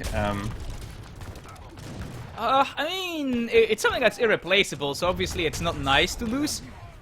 But it's not like it's the hugest loss. I'm not sure on like the complete calculation for it, but actually maybe the UI does. It's 2 villagers apparently. Wait, no, never mind. That's the shogunate. Is that the shogunate? I think that's the Shugo Shrine. Anyway, it's some eco loss basically. Oh, that's a lot of Mahouts though. Yeah, but also a lot of Ashigara musketeers have been added. Only 5 of them left though, so... yeah, but now with the freeze, I think these Mahouts will go down. Well, this Mahout is still doing really good damage against all those Yumi on top of each other, but now, yeah. He doesn't have enlist the regulars this time as far as I know, so he can't summon the big batches. Siege Elephant's still working on the buildings, now going for a barracks, and that's really nice for Dairuga. Yeah, but now still with doing the cavalry damage. gone. Keep in mind, yeah. Well, these are not very well upgraded Yumi at the moment, so... Oh, and that's a lot of Ashigarus. Yeah, and that's just pure Gurkha. What is his consulate is down, of course, so that's also really... I'm pretty sure it was still on Portuguese.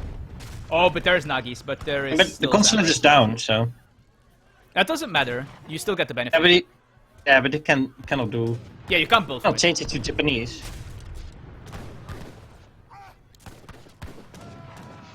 I think his Yumi Mass, with the help of the town center, should be able to push this back. Although his units are getting a bit stuck on the gold mine. Okay, one of the siege elephants has now finally been killed. The other one is still on almost full HP. Was it killed by the town center, or did the Yumi pick it off? Yeah, I think... I don't know, it just walked forward and it died. It's probably the town center then. Combination of all things, the I Yumi think. overstepping a bit here, sadly. Yeah, it seems like Kinesi is struggling a bit to recuperate from this push. Oh, but there's the second 9 Yumi shipment, and that should allow him to push this back. 6 red coats, not with those are not the Falconet, greatest right? unit in a Yumi versus Gurkha match. Oh, 1 villager bravely tanking 3 shots. Oh, that's actually a pretty decent trade. Okay, another town center went up, losing more villagers, so he might not even be able to put in 20 villagers, but in both the town centers. But yeah, he can build the sentries and the regulars again. Still working on the town center, is now on half HP. So yeah, his Yumi have more range now.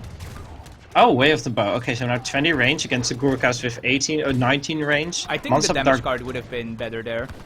Oh, big stomp! Oh, nice stomp! Yeah, nice stomp.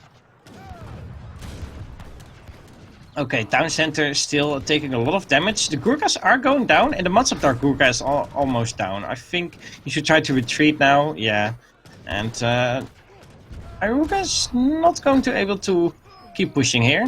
Maybe he just wants to get this here. And I'm not sure what he's trying to gain with it. Like, there's not even villagers idle in this town center. He's just defending it with his army. So sure, you're killing 500 wood, but...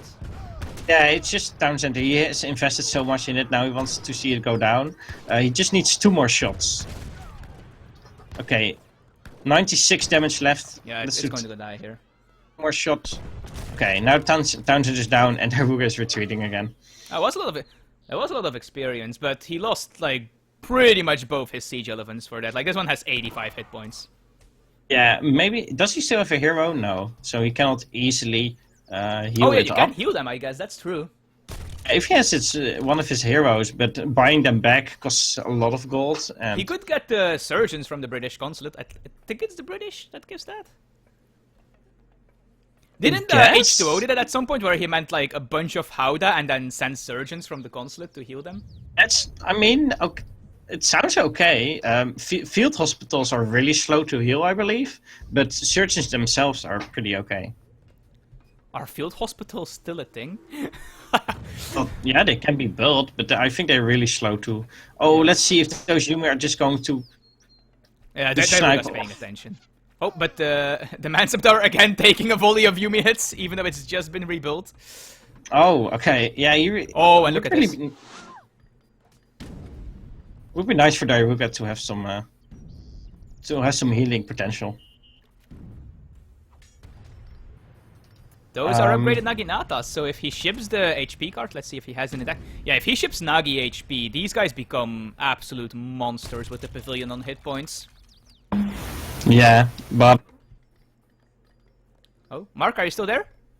Yeah. Okay, yeah, there was just a bunch of static all of a sudden, so I thought you might have dropped. Might have been my mobile phone that received the message. Let me turn it off. Naginata's running in again. Try to do some damage against the villagers, so they might be able to kill. If he scouts it, but I don't think he noticed. Running right past it, he was probably working on something else in the meantime. And this is the problem with siege elephants. Like, how do you deal with these? At this point, he could just use flaming arrows because it's so low on hit points.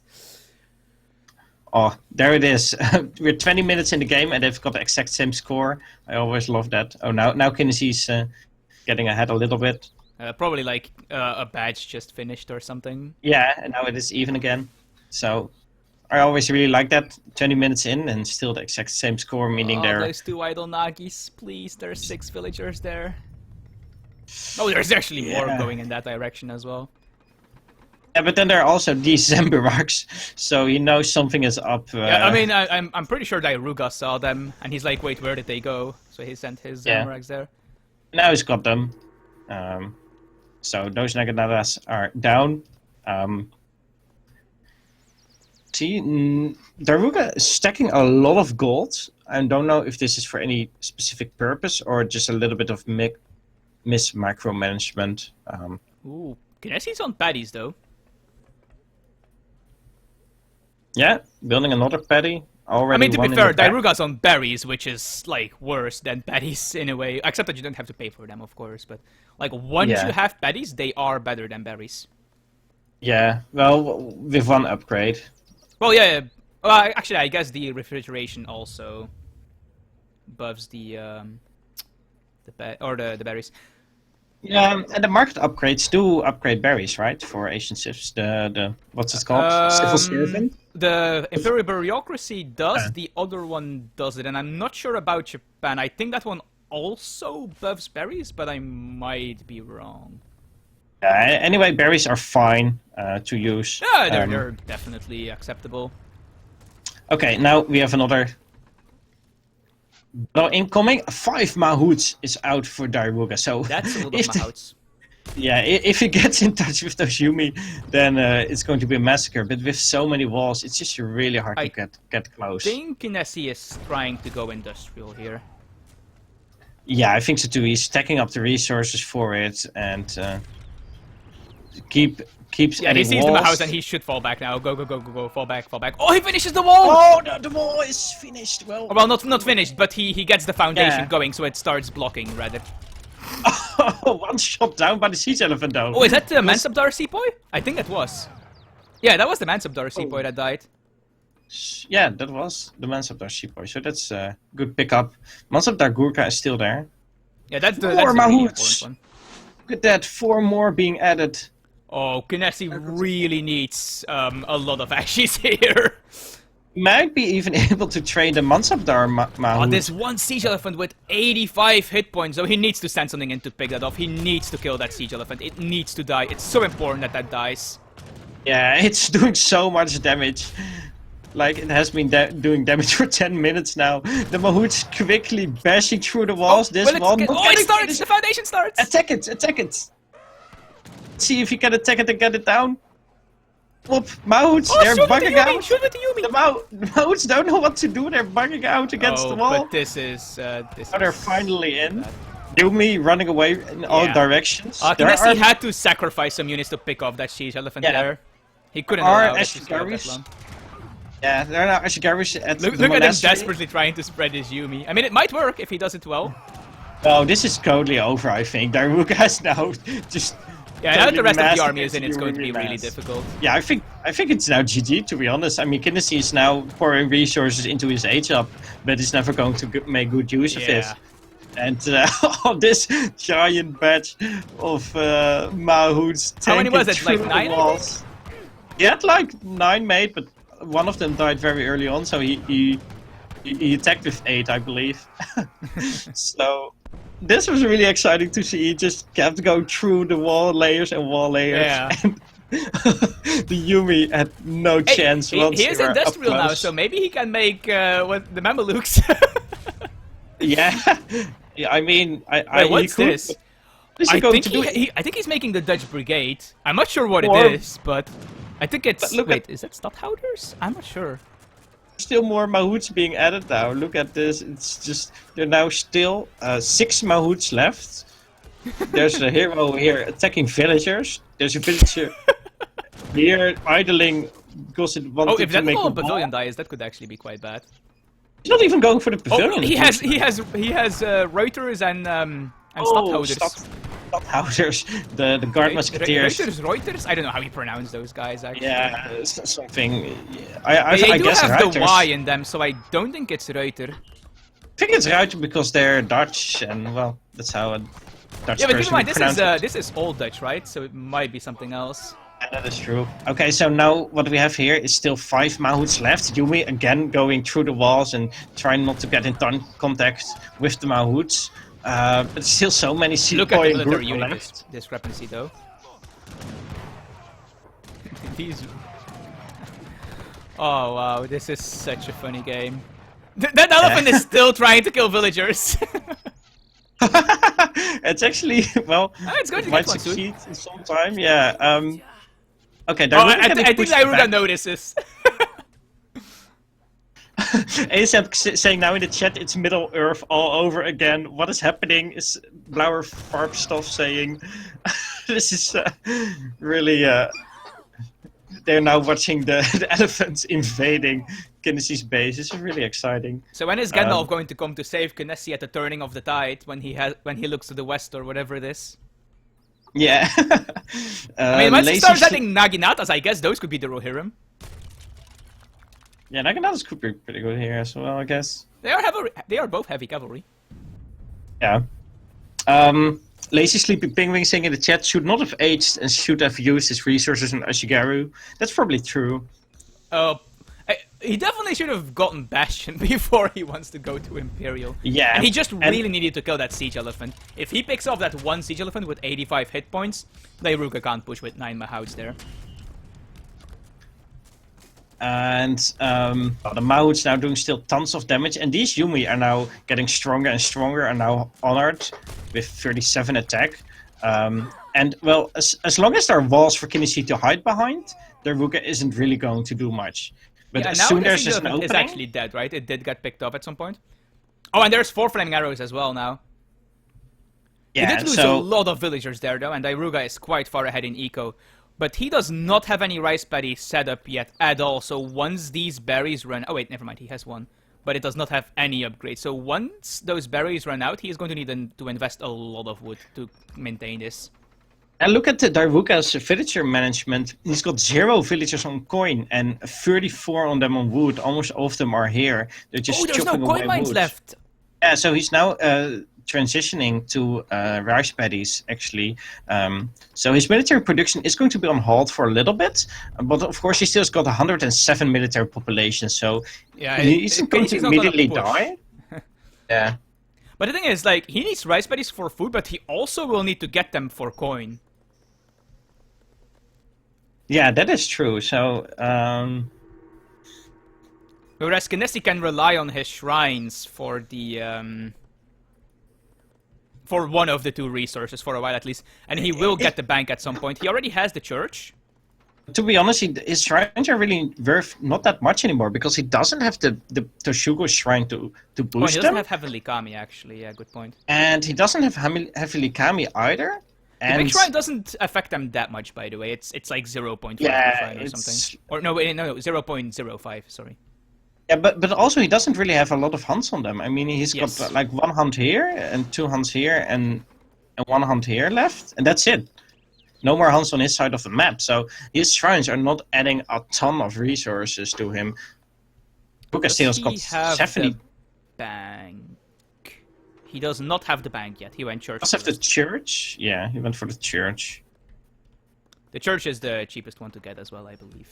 Yeah, 150 export only. Oh, he still has some of the Reuters left.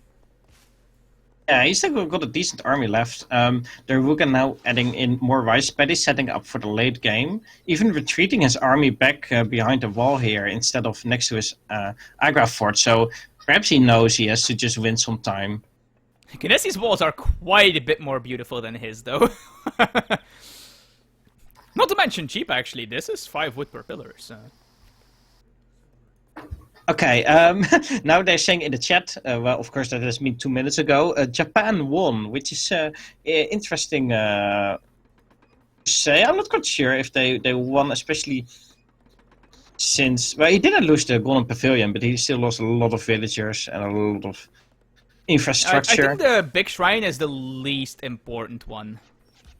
But the big thing that Kinesis is going for him is that he's already H4, and Daruga is only now aging to H4. Of course, with 8 villagers on it. Ballsy, pushing out with just Yumi. Oh, there's the rest of the army. I was like, wait, is he really pushing out with just Yumi?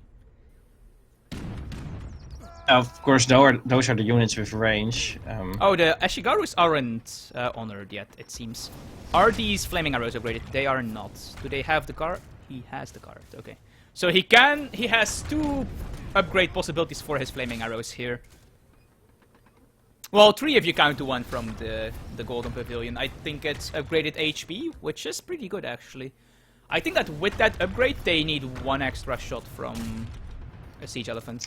Oh, that does really matter. Of course, Daruga doesn't have Siege Elephants right now anymore. He only has 7 mounts. Oh, I love it. His hero actually healing up the army, which is quite important to notice. So his population is fully healed by the time they get into a fight again. He's now aged up with the Taj Mahal, which gives him a ton of gold. I think 1600 coin? Might be something like that, yeah. That's the ceasefire one, right? Yes. It's 3 big crates and 1 small crate, so 1600 coin, which really helps him, of course, since he doesn't really have a ton of coin. There are no more mines left. And, of course, the ceasefire. Why did he delete his walls? Oh, wow, that is unfortunate. Wait a minute. So, Kinesi made a minor mistake there while trying to delete wall pillars, I think. He just deleted every single one of his walls that were in line of sight. Well, like actually, I think what happened is that his his selection limit got exceeded. I'm pretty sure that's what stopped all the walls from being deleted. He just deleted 50 wall segments. So that's 250 wood. It's not huge in terms of wood, but it's right now it's a little bit huge in terms of APM. He has to rebuild them all and take a lot of APM. It's actually pretty huge on wood because, like you said, his shrines are not that big at the moment, and he is trying to transition to rice paddies. So both the upgrades and the rice paddies cost quite a bit of wood. Yeah, that is true, but I guess 250 is not nice. That actually took out some of the fishing boats, but yeah, there's no more fish left. So.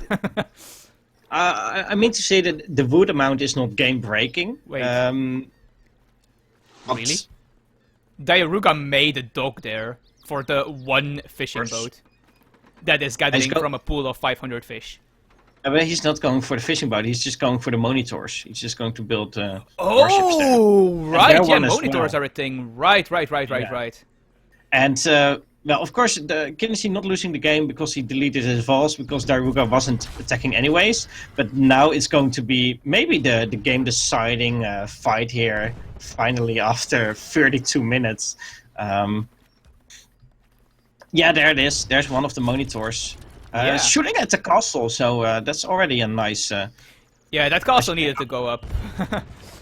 This is awkward. I mean, Kinesis has to get some docks up here right now. Yeah, or else he's just going to push into the landmass. I mean... I don't think the monitor can reach any of the important wonders, though.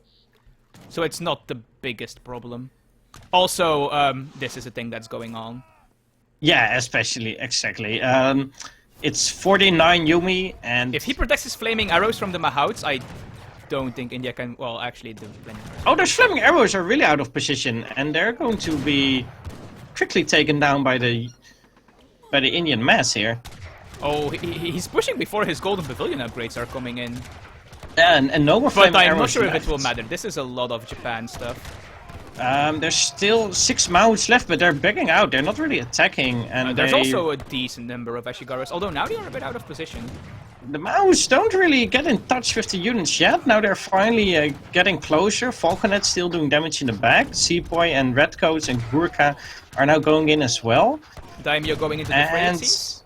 there's no way Wait, is it for Shogun? Yeah, it's the Kenichi not to Shogun. run It's the away. Shogun that's in the melee, but oh my god. Shogun doing so much damage against the Yurumi. Just insta-killing most units, two-shotting the Yurumi.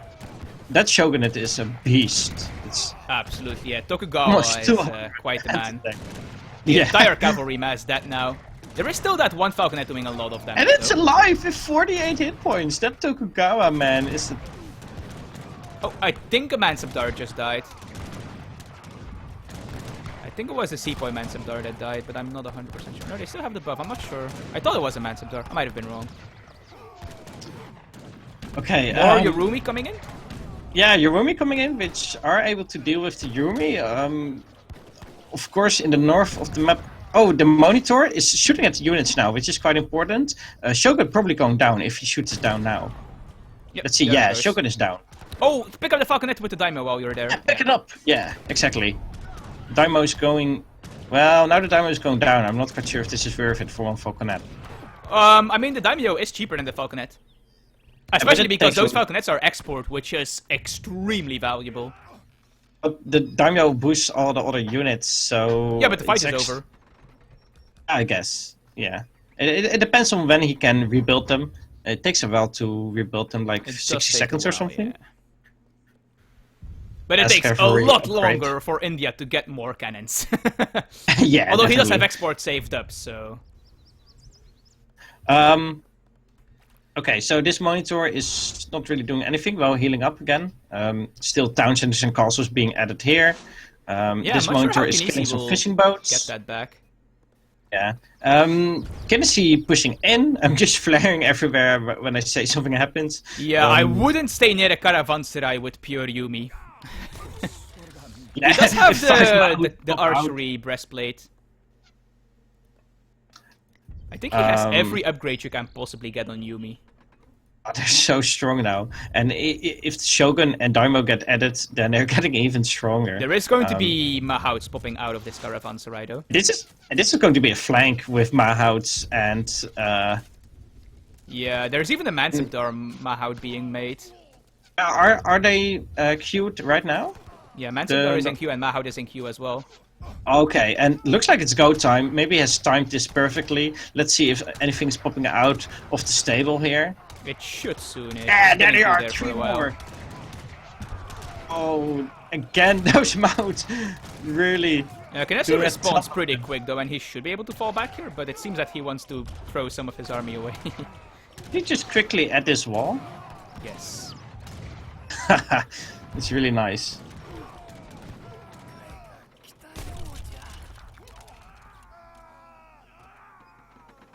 Where is that one villager going? No! Oh wow! Villager! I think we missed something. Out of the Shogun or the Daimyo popped Arsenal Wagon because it was a home city shipment point. And Oh, I've did just it got die? a proxy. Oh, is he has a proxy arsenal on the Daruka side of the map? Oh! Oh yeah, And of course, Daruka- he was fighting there. Yeah. Yeah, he was fighting with Shogun and Daimyo. And Daruka actually could have taken it out with his monitor special shot, but he didn't, which is Oh, actually quite... He if needs he did, to it get would the be bayonet huge. before that thing dies. It's really important that you get bayonet as Japan. Yeah, but I'm not quite sure if Daruka has really noticed it yet. I mean, his monitor is still shooting at fishing boats, which doesn't do anything. Shots to kill fishing boat as well. It's totally ridiculous. Yeah, their ship attack is really bad. Yeah, that monitor killed another castle there. Oh, I really Okay, hope he gets bayonet, or the Mahouts are going to absolutely destroy him. Yeah, bayonets is definitely huge. Yeah, it's damage especially increase. good on Ashigarus because they have such high base hand attack. Like Yeah, adding an extra multiplier both is so- or not high, low, I mean. So you need to Right now, have both of them multipliers. are popped, which is quite important. Yeah, Dairuga has way more banked resources though. Daruga doesn't have a whole lot of rice paddy upgrades, though, I believe. How are Kinesi's looking? Kinesi doesn't have many either, I think. No, it doesn't. I think they no. just don't show on the thing. Yeah, Yeah, that they could don't be show if you the click on the case. villager, so you have to go to text completed. Ah, okay. Let's see text completed. Oh man, it's too many of them. Yeah, they both have decent upgrades, as I can see in 2 seconds. But this massive Yumi, I'm not quite sure if Daruga is going to be able to deal with this. I mean, Japan late game is just so much stronger than India, and this is 72 Yumi, 25 Ashikaru, 4 flaming arrows, a Shogun, and a Daimyo. I mean, it's not that India is weak in the late game, it's just that their unit composition specifically kind of struggles to deal with Japan's because they lack an easy way to bake cannons. Yeah, but also they're... I mean, those Mahouts just have such a hard time getting in touch with the Yumi. And Yeah, that's what I mean, like they struggle to deal with infantry because they have a lack of cannons and like a really good heavy cavalry unit. Like their Sour does a lot of damage, but it doesn't tank very well. Yeah, exactly. Now the Mahouts are finally in touch with the infantry again, but the Ashigaru much just... of Yeah, So there's... I think there's too much actually for Daruga to handle at this moment. Still no bayonet though. But I Yeah, don't think it but- will matter, like the Mahouts are dead. And there Yeah. is some Yorumi in the mix though. So if those don't die quickly, they can do a lot of DPS here, but there's just so few units Yeah, for India left. yeah, they're just dying. And I think Daruga is done for, to be honest, right now. Kinsey's just adding and adding more units, and... I like how he's reinforcing with Ashes though.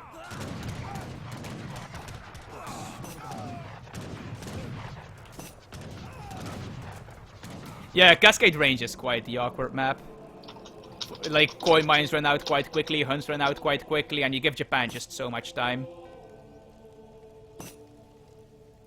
Yeah, that was quite a game. Now Daruga finally, at exactly 40 Elephant minutes and cannon 0 are the seconds. key, yeah. I think he needed to make remake like one Siege Elephant or something.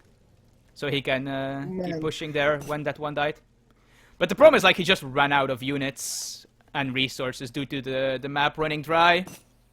Yeah. Okay, so this is quite a game, and after 40 minutes, it's finally been done. Oh, I forgot to update the score. It's 2-1 for Japan. Yeah, if we count it that way, I guess, yeah. Well, it is still the best of 5 with the map pool, right? So we're just going to do that. I mean, sure, it's a different player, but like what we're really trying to explore is the matchup, not specifically the skill of these two players, although they Yeah. are, without a doubt, some of the best players we currently have in Age of Empires. Definitely, yeah. 1 minute.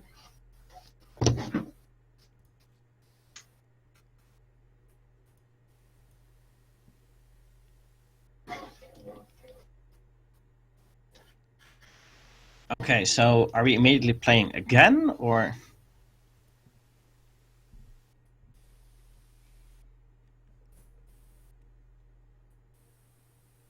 I would imagine so.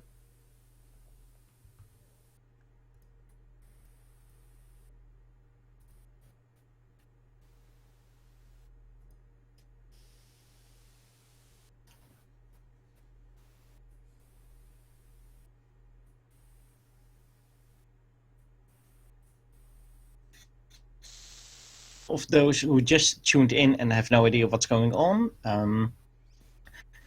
we are playing Matchup of the Month, where we explore a different matchup every month. And this is actually the first month since we're doing this. And we're now exploring Japan versus India. So we're playing a best of 5 with only the matchup of Japan versus India.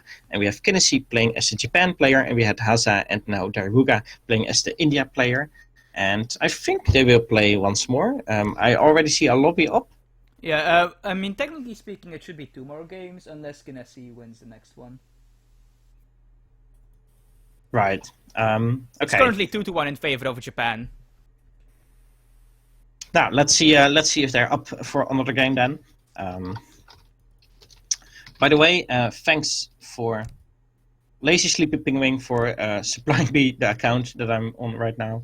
Okay, they're up. So let's quickly go into the lobby and up here.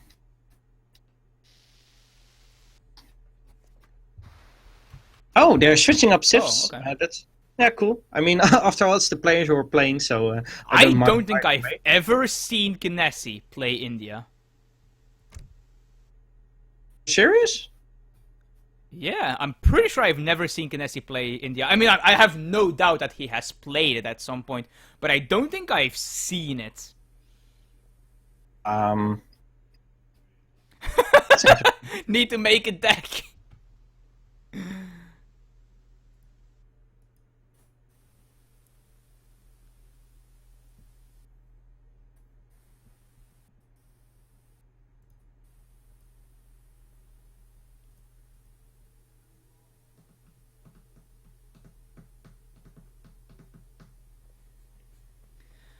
That proxy Arsenal last game.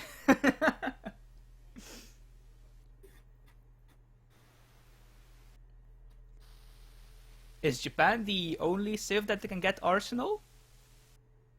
From Asians, of course, I mean. I guess so. Yeah, they're the only one with a Dutch consulate, right? I think they are, at least. Yeah, I think Dutch and Japan are their unique consulate options. As far as I know, Asian civs have like 2 consulate options that are shared with some of the others. And then they have 2 that are unique to them. And I think in the case of Japan, the 2 shared ones are Portuguese and Spain. And Brits. the unique ones are Japan and Dutch. Brits are shared, right? Yeah, Brits is Chinese and... Oh, right, sorry. Yeah. Oh, you were talking about... Asian civs in general. Yeah. Okay. So I think it's Brits, Spain.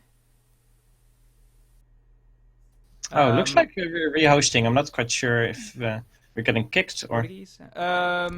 Maybe? He does have to make a deck, so maybe he can't be in the lobby for that.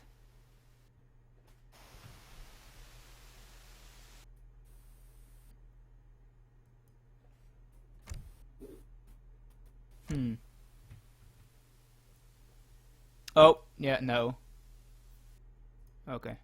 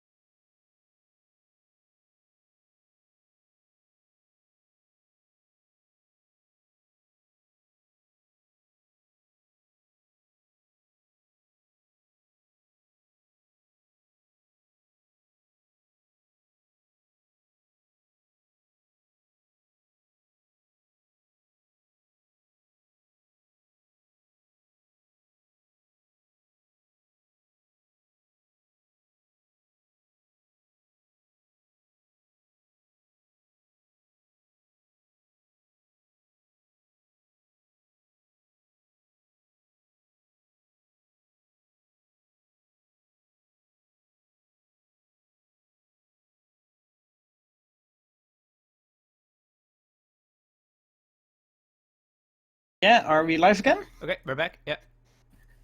Ladies and gentlemen, welcome back to the 4th game in this matchup of the month of India versus Japanese. Here we are playing game number 4, and we are switching up the roles here. And now Kinesi, playing on the account Kirin, is playing as India, and Daruga, playing on the account Daruga, is playing the Japanese civilization. So I have to change the score now because they swapped civs. Oh yeah, I have to change the score. Good that you noticed that. Okay, so It's currently 2-1 in favor of Japan. So even though Kinesi is the one that won 2 games. I'm keeping track of the score per civ rather than per player. Yeah, that makes sense. Oh. I have some craygasms in the chat because the map is spawning quite equally. Both of them have a hunt in the north of their base and a mine right next to it, which is quite good to have a nice equal spawn. So please, some PogChamps and craygasms in the chat for that. It seems that. Kinesi took a quick bath there. Yeah, well, of course, after a long time of playing, you sometimes do have to take a bath. So. Absolutely, because you get sweaty due to the stress of playing. Exactly. Okay, so what's happening here? All 4 of the heroes are going quickly to the center of the map. Not any treasure have been picked up yet, only, well, very small ones, which are... Ooh, there is some nice ones here. There's 2 tomahawks, which can do a lot of harassment. And there's also a 90 food. And a goat. Or a goat. A sheep. A sheep. Yeah, so the sheep has been picked up by Kinsey, sorry. Do you think we will have some massive water battle on this map? I'm not quite sure. I mean, Daruka is not as much a water player as Kinsey is. Then again, he's a Japanese player, so he may just go for that. Ooh, some nice wood treasures on the map. Near the base for both players. Does seem like... wait, who... Japan's right now, so okay. So it does seem like Dairuga is maybe looking at this tomahawk, or perhaps just scouting around. Or he noticed that Kinesi is taking this 150 food and wants to try and steal it. Which does seem to be the case. It's definitely going to be a huge swing in... Oh. What? Yeah, okay. No, okay, never mind. He didn't notice it, but he just happened to walk near it and then noticed it. Okay, let's see who's going to pick this up, because it's going to be huge either way. If this is a steal, that's really big. Oh, stomp! Oh, stomp. Wrong time for the stomp, though. Who is it? Okay, it's Kinsey. Okay, so Daruga not able to seal it. He might even poof away. Not bad. Yeah. Daruga showing some sportsmanship here, complimenting his opponent on getting the treasure first. These 2 guys are friends, right? Yeah. I mean, I'm not saying they're like buddies or whatever, but they're on good terms with each other, right? Yeah, exactly.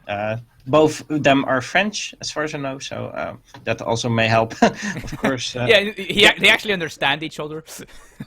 Yeah, exactly. That is a very heavy water deck from Kinesi. Wow. Yeah, that's 1, 2, 3, 4, 5, 6, 7 water cards. 7 water cards against 1, 2, 3, 4 for Daruga, so not as heavily. I actually really like this 2 Atakabune shipment in Fortress for Japan. Compared to a frigate, it actually compares quite well, and it takes a lot less damage from shore defenses. Yeah, that is true. Okay. It's basically their galley unit, so it takes like massively reduced damage from docks and yeah, it's really good too. Town centers, outposts, castles, that kind of thing. I guess that's an aggro fort. Supporting units. Yeah, aggro fort right next to the water, of course. Makes sense. Okay, so one of these players is going on water. Maybe both. One of them or both. If you can see the home city water flags, is it always this way? Both on opposite sides of water? I don't know.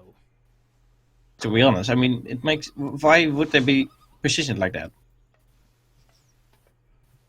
Seems like unless he wants to get a couple more shipments, I don't think he will go for Stagecoach. Although, with him taking that trading post, it might happen. Because if you do go for Stagecoach, you want to start taking these first. So that when your opponent notices you're going for double, triple trading post, you're busy building this one. Instead of, the one right next to his base. Yeah, exactly. Yeah, that's a pretty good pickup. He might be able to take the entire trade route in time.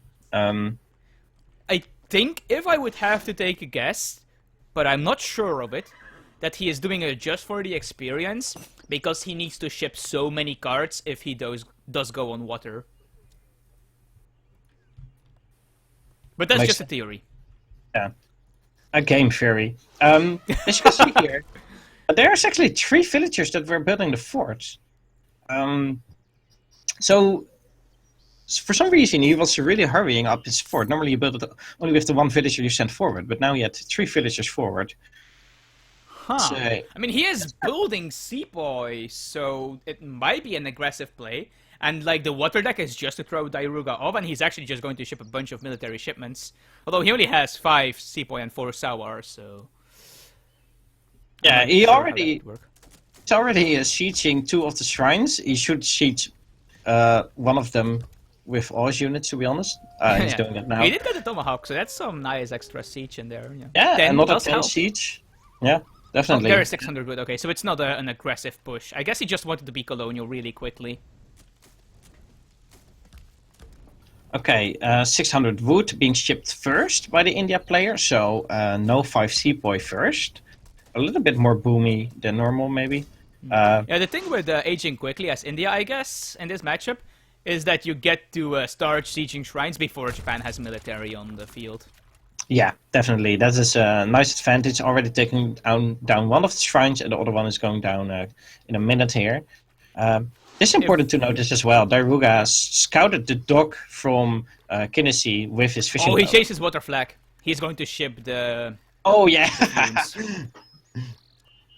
Yeah, so definitely going to contest the water that Kinnesi... If they both ship Funes, India wins here, though. Or, well, I guess India doesn't ship Funes, but you know what I mean. Because he has the dock there, and he should have at least 1 fishing boat. Wait, 2 caravels was shipped. Oh, but it got shipped at the wrong point. And if this fishing boat can garrison inside the dock, the 2 caravels will beat the 2 Funes. Why is he garrisoning? Oh, I died. Oh, actually not going into the dock. Okay. Who gets the first shot here, and Dairuga gets the first shot. The problem is, of course, the dock is a really important defensive structure, and you can't really push into that. Oh, will he get the fishing boat? Yeah, that's fine. Yeah, definitely. There's no way to run. We probably missed some really important stuff going on, but there's a caravel shooting fishing boats here, so... Well, meanwhile, he's sieging 2 shrines at the same time again, instead of sieging them with all his units. Dairuga is rebuilding the shrines again. One important thing to notice here as well is that India has a repair point for his caravels, whereas Japan does not yet have the ability to repair his Funes. That is true, yeah. So his Fune on 600, 800 is not going to Improved get... warships! Now he's going to scout out the boats by Dairuga again, because he has got these upgrades now. If Dairuga pays attention here, he will notice that improved warships has been sent, though. Improved warships is so huge, though. 25 HP and 25% attack. It's just And massive. the villager!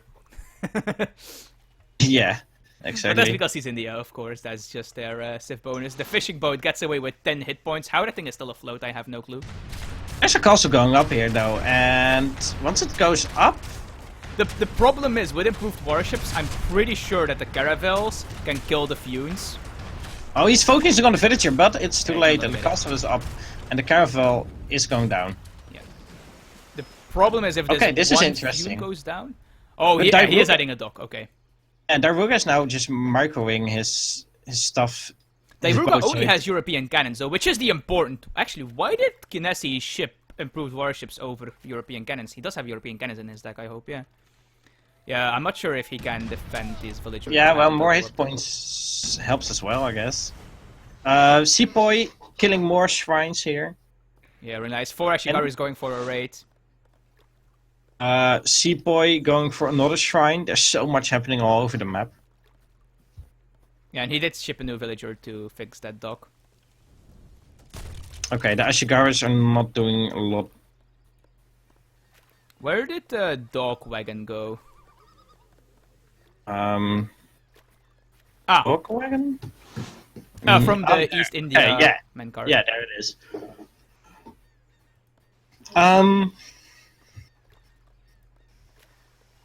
Yeah, at the moment, Kinnesi's... Kinnesi's the India player, of course. At the moment, Dairuga is ahead in eco, so... Is it just shrines? Yeah, it's mostly just shrines. He has quite a few of those. Yeah, I still got a ton of shrines here, and now Many of them are not on hunts though, so it's a bit deceiving. They're probably about equal, I would say, unless the market upgrades are vastly different. Kinnessy going in with his army and a villager again, by the way. And the villager. Ah, he does notice. Okay, both of them now have European cannons, so they're still settling for the war, sea war. Yeah, except that Kinnessy is actually not building warships at the moment, and Dairuga is. Oh, interesting. Okay, oh, the ship from Dairuga was killed by Kinnessy. So now Kinnessy has got 3 caravels left. Snipe at some point, okay. Yeah, he's got 3 caravels left. So. Wait, 3? Yeah, he built another one just now. Well, one of the caravels died, so he must have made 2 of them. Yeah, that's true. He built a total of 2 then. And shipped 2, and now 3 left. Meanwhile, Kinnessy's still pushing in here, now with some Gurkha as well. Daruga, well. Not quite sure what he's focusing on at the moment. Kinnessy actually popped. Oh, I guess he's used to Japan just building houses everywhere. Oh, but he is pushing on water now with his 3 caravels. I'm not sure if 3 caravels can be the castle in a Fune. Yeah, especially since a Fune also has European cannons on it, so it costs a decent amount of attack. And Any post is going to die here most likely. It's dying pretty quickly. Okay, with the Fune dead, I think the caravels can micro the castle. Yeah, but there's also the dog that's shooting. Well, he only has 1 fishing boat, so that does no damage. Fishing boat with 10 HP. Well, the hit points doesn't matter, but unless he can snipe it, of course. I think Kinnessy will be able to win water here. Unless Dairuga really commits more to it very soon.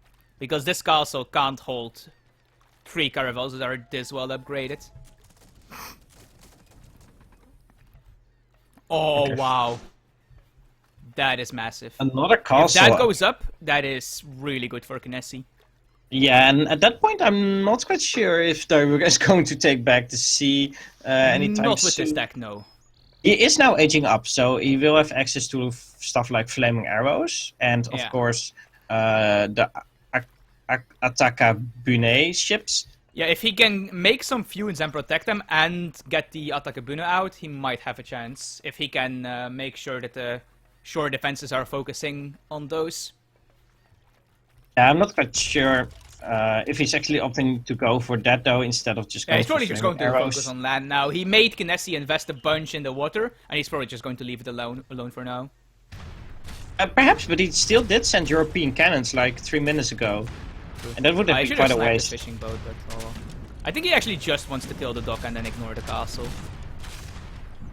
Kinnessy should pay attention to those heroes. Just like rebuilding these shrines constantly. Rebuilding, yeah, he keeps rebuilding it there, so that's quite important. Kinnessy is ahead in eco now, though. Yeah, Kinnessy is now pumping out villager, fishing boats, of course. He is still in Colonial, though, and Dairuga is going to reach Fortress very soon here. Yeah, and Kinnessy is nowhere near aging up. So he's... he might still have 600 coin in his deck. Yeah, he still has 600 coin, so it's not too bad if he can ship that. Yeah, we'll have to see if he chooses to ship that, but even then he has to build a wonder and collect more coin and food, so it will definitely keep in mind, well. he's on 64 or 65 population eco-wise, though, so he will get those resources quite quickly. Oh my god, he ships fish market. Even more, and now adding the Cree trade post to build Cree coureurs de bois. Oh yeah, and he can even get the tax from them as well. I think it's less wood cost and 5% unit HP, something like that. We can just check it. 25% less wood, and 5% HP for all infantry and cavalry. That is pretty huge. Minutemen are I'm not popping sure why out he's here pushing for this. Kinsey. That seems... I guess there's not many Ashigarus and there's a bunch of Oh, the camels popping out. sour. The sour pop was really nice. The problem is there's a Five lot sours of right. Ashies backing them up now, though. And these are only also colonial flaming arrows. Sour with no cards, so... There's the flaming arrows, and they might get caught by the sours here. Oh, he's not going in. Okay. I think he could have traded those Sours for one of the flaming arrows if he wanted to. Yeah, But I'm not sure that would have been worth. Yeah. Flaming arrows do take a while to kill an Agra for it, but it will die eventually.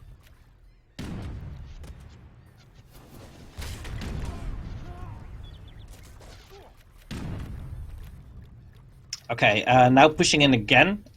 Flaming arrows targeting the Aga fort, and well, since Kinsey is still stuck in H2, he's now going to H3 pretty soon.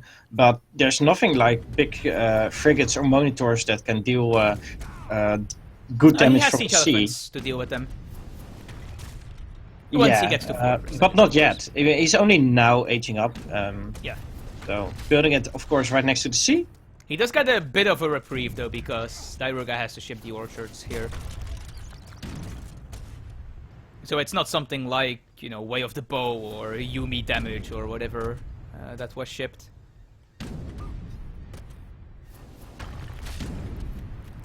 Yeah, fort going to go down reasonably soon here. Although with European cannons, he can probably defend his base for quite a while if he needs to.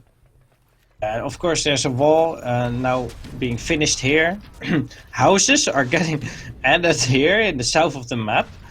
Do you know if the Culverin buff to ships also was added to flaming arrows? I can look it up for you. Because I'm not sure if flaming arrows were buffed against ships. Oh, apparently there was a stagecoach at some point that I missed. So what exactly are we looking for? Multiplier against warships increased to 12.5. Let's see, flaming arrows. No, doesn't look like it. Okay. Might be a good moment to plug the new patch notes for EP that are hosted on the ESOC wiki.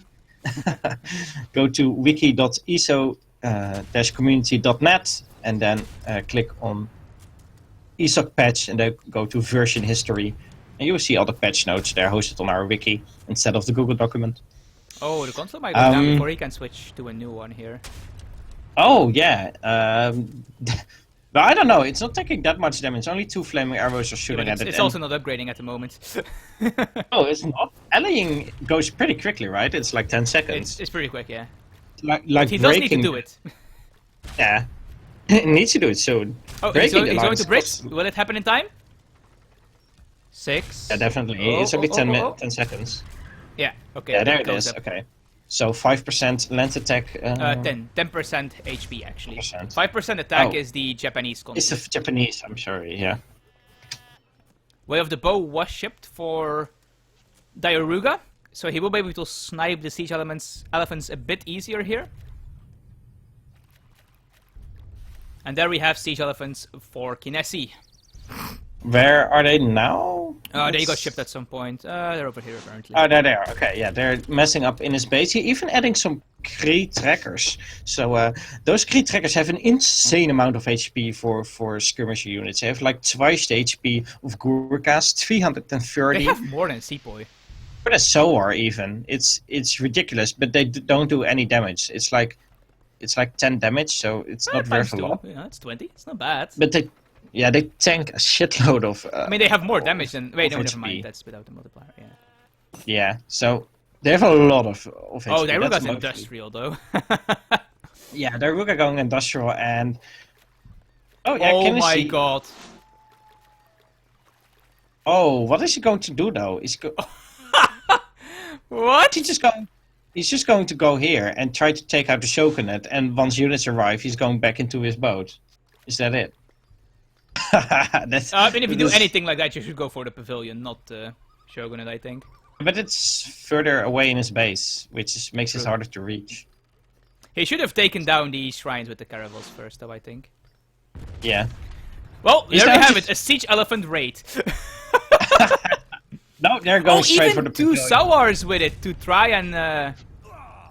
Showers where?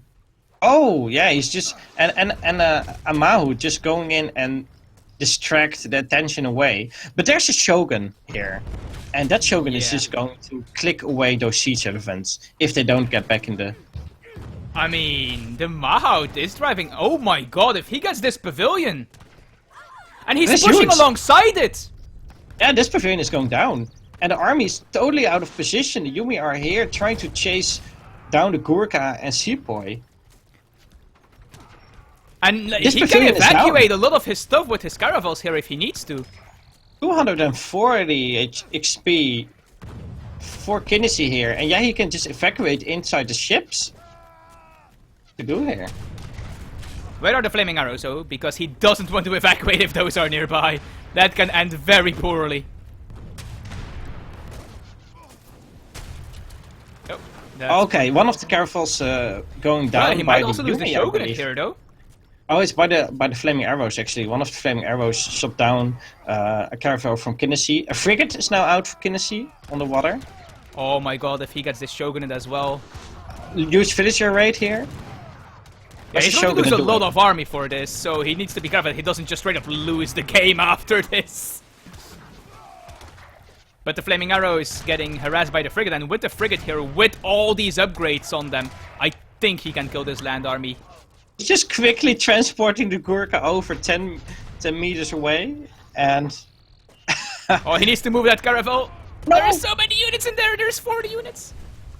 oh, if this caravel went down, that would be huge. 40 Oh, units there's in mortars from Diaruga. Okay, the frigate is okay. Moritaru. So yeah, let's just call them mortars being added to the mix here. He doesn't have the card for them, sadly. With the card, Japanese mortars just dominate water. It's ridiculous. I Oh. think Daruga is actually in a good position here. I mean, Kinnisi is aging up, but I mean, he does still have the sea, but the Japanese army is getting so strong with those I mean, mortars. he did lose his shogunate and his pavilion. He can no longer rebuild the shogun or the daimyo that if is they true. ever die, and he lost a pretty big upgrade on his infantry. Yeah, so if they... He really has to be careful. If they die, he cannot rebuild them, and that's a huge hit to his military composition. Okay, the problem with mortars, of course, is that the shots can be dodged by boats. So you do need to not just rely on them. Oh, look at that! The units popped out! Well, Daruga was trying to build a castle there at the shore, and the units popped out, all 40 of them. Yeah, and this is going to make him have to pull back again, probably. Or at least some of it, yeah. He's... Oh, this is giving Kinesi so much time! This is... I think he actually just has to try and go for a base raise or something. He's now going back with his entire army, and... I mean, But why a who batch says of that Gurkha was, or a batch of units was about to pop out? He didn't need to push back with everything. Kinnisi is... can buying just so keep much doing time for this as himself. long as he's got the entire sea, yeah. As long as Kinnisi's got the sea, he can play with Daruga. On the other hand, Daruga is now able to defeat his army with not huge losses, I guess, since Oh, the he's- problem though, now Kinesi can make mortars. Or not mortars, monitors. So flaming arrows are not going to be that big of a deal anymore.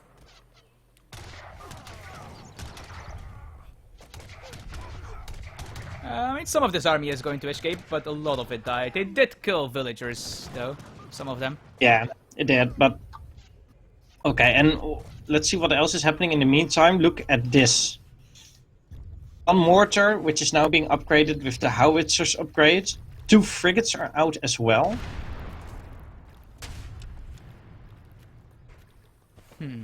Here, Oh, some yeah, be careful, Moriatus just died. Oh, those Oh, flaming that's arrows that and frigate. mortars. Yeah. Sentries being added here to slow down this army, which is still on the field. Finally, he's taking down trade posts. Daruga has had the fully upgraded the locomotive. Oh, even has the train. Wow. Yeah, and on 4 trade posts for like a few minutes now. So that's a huge boost to his eco. It's maybe like 20 points boost to his eco. I'm not sure. It's I think the definitely biggest huge. problem for Kinesi is that he's ahead in eco population, but in overall economy, or in overall population, Daruga is ahead by like 30. So he is very far behind in army. Okay, so now Kinesi is trying to. Oh, in he's again. still fighting with H3 Seaboy. Oh, Yurumi are now being added. 10 Yurumi along with the Mansabdar of the Firumkai Yurumi. Oh, and there is no Naginatas. And those Yurumi are actually not going to the center of the map, but going to the north. Oh, Will he no. put them in a ship again? Or is this just a rally point that has been... I would imagine it's a rally point. Because they're not grouped up yet. They're not Daruga is bleeding a lot of resources on these cannons, though, trying to still fight the water here. He's got a mortar set up here at the shore to make sure that Kinesi doesn't pull the same trick again. Yeah, but the problem is one Moritaru is not going to be the frigate. It is not going to be the frigate. Especially if it stays that close to the coast. And I think Daruga is just going to try and go for the throat here. I really hope... Okay, yeah, Kinesi does notice his Yurumi. He needs those in the next fight. And Daruga is going to have to rely on his Shogun and Daimyo to try and deal with the Yurumi, but like we said, if those die, they are never coming back. Yeah, the mortar is now killed by mortar. At this point, you try to special shot the Shogun? I don't think that really works. It doesn't do that much damage against non-buildings. Let's see, long range attack would do 400 damage-ish. Yeah, that's... I mean, it helps, but I'm not sure if it's worth it.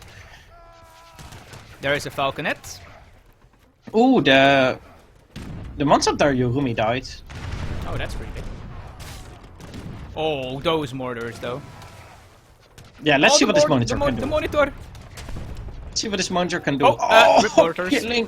Killing one mortar only, to be honest. Ah, yeah, the other one was far enough away. There was only one plus 45 But there is the HP, second monitor! It's not shooting for some reason. Oh, there we go. Oh, I was waiting for the cooldown, I guess. Now the only other mortar shot down by the monitor. Let's see, Daruga. There's still some villages here idling because a mine has depleted. Yeah. Longer this goes on, it massively favors Daruga, though, as long as he can keep the Diamond Man Shogun alive. Like, this trade route with the 4 train TPs is just insane. And the water is going to dry up. Yeah, exactly. It's not like the water is going to fully sustain Kinesi's eco here, and that he's way ahead in eco. Now, Daruga is actually ahead in eco because he got 4 trade posts with the train. For sure. Again, tip by Kinesi, now with 3 villagers. So he's trying to flank again because he knows he cannot take on Daruga head on. Yeah, so he has to do weird stuff like this. Yeah, exactly. Otherwise, he's just going to lose. Why is he just chopping wood there, though? Like, right, I need wood. Where can I safely chop wood? In Daruga's base. Yeah, I'm not quite sure either. Maybe he doesn't want to spend the EPM on building something there right now. I mean, to be fair, this is probably the safest place for him to gather wood at the moment. Actually, no, that would be on the tiny islands in the water, but... yeah, these mortars... They're a good unit. Okay, town center is almost down now because of these mortars. Yeah, there it is. Town center down. Mahout's popping out, but the Shogun and Daimyo still doing decent damage. Shogun full HP still, with 204 attack. I think Daruga is in a winning position here. Yeah, I don't think Kinesi can do anything here. So that would be a 3-1 to Japan. If Daruga wins this, of course. Technically speaking, it's not over yet. Yeah, but it does definitely look like it's going in favor of Daruga. Close combat now being added. That's going down. Close combat is being added. I think those units here are training Nether Riders. Because he just sent close combat for his close cavalry? combat is the upgrade for Ashigarus. Oh, right, it is. I'm It's sorry. the cavalry multiplier and the hit points. Yeah. I just took a look at the picture and I saw a cavalry unit, so I thought, okay. The this Naginata is a cavalry upgrade is upgrade. the standard cavalry HP upgrade icon. Right. Yeah, the standard icon. Okay. Sorry. It's 30% Flaming instead arrows. of the usual 15 though. Yeah, he was training 5 flaming arrows actually. So now his competition is purely anti-infantry. It's just Yumi and flaming arrows. Oh, there's 2 Ashigarus. Yeah, 2 there's 4 actually. And he is building Clubman, so... Yeah, but it's... Yeah, still, if some Mahouts pop out now, then It would have to be a Dynasty- lot of Mahouts, it would have to be 5. it would have to be 5. If they had like... If they like pop out from this proxy stable, it would be fine. Oh, I think the monitor shot the flaming arrows. Yep, they did. Oh yeah, that's actually huge, okay. Mortars are now popped out of Oh, the that's the Shogun. Karnimata, that's pretty important. I don't think he can defend it though. Kinesi trying very desperately here to hold on. But that trading route is giving Dairuga so many resources. Yeah, definitely. And Kinesis, I mean, he's still got the entire water, but he's not really going to do anything with it if his entire base gets destroyed here. It's What he could do is make a monastery and pray to God there's Mamelukes. And gather from those. Yeah, and even then, look, he's just to the shore. I mean, Look at that think- trade center, or the trade center, town center. I think he's realized he's lost. He's got 40 villagers in this frigate. He does have a base in Dairuga's base though. Look at this island. He's got 40 villagers on this island.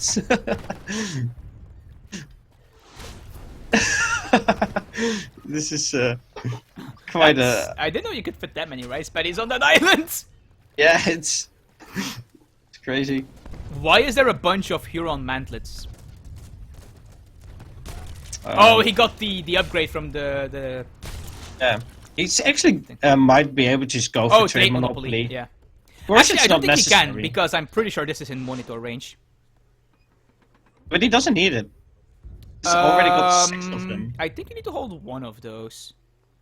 Oh, you only How need much percent of the trade posts do you need? more than 50. So he needs, on a map with 8, he needs 5. And he's already got 6, so... Oh, I thought you needed like a vast majority, like 80% or something. You need just more than 50%. So Okay. when you have 9, you need 5, and when there's 8, you need 5 as well, basically. You need a half, but rounded up. But of course, trade monopoly is not really necessary here. If you look at the military unit population, I mean, you say that the shore is really difficult to break. Like, don't forget, warships aren't population based, so he can have like 2 frigates and a bunch of caravels here, and that's kind of not easy to break. I actually think those Huron do relatively well with 58 siege. I mean, the ships are attacking the Huron, but they're just not dying fast enough. And meanwhile, up here, the Ashigarus. Oh my god, how long is he going to drag this out? Like, why does he have a town center in Dairuga's base? Why not like a stable? He wants to build up his ego again, I guess. Those villagers have been idling here for like 10 minutes. Oh my god. A long time. More flaming arrows. Now the That's the Terminal last Gate. wonder Kinesi had left. Yeah. There's still months of Darcy Boy. I think... Is Kinesi saving to go Imperial? Nah. That's one of the monitors that. Just can't produce units.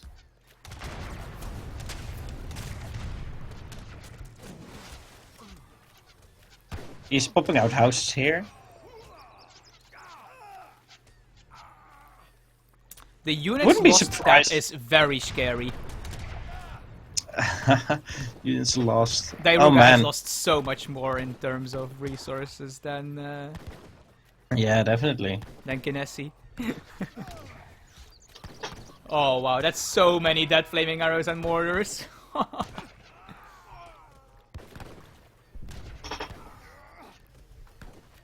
Did the Daimyo and the Shogun end up dying, by the way? Do you know?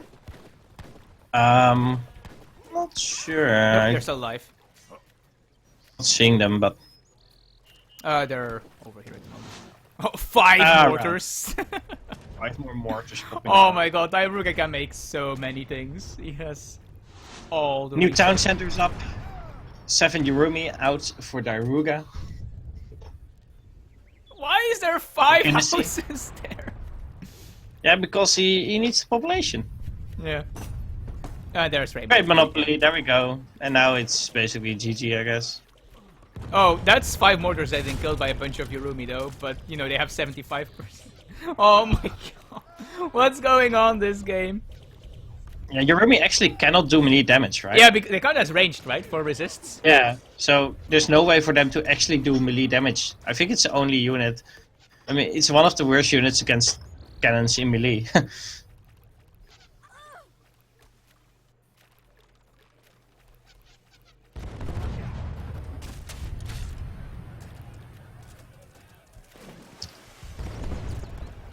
Okay, yeah, what else is still happening here? Let's see. Monitors shot.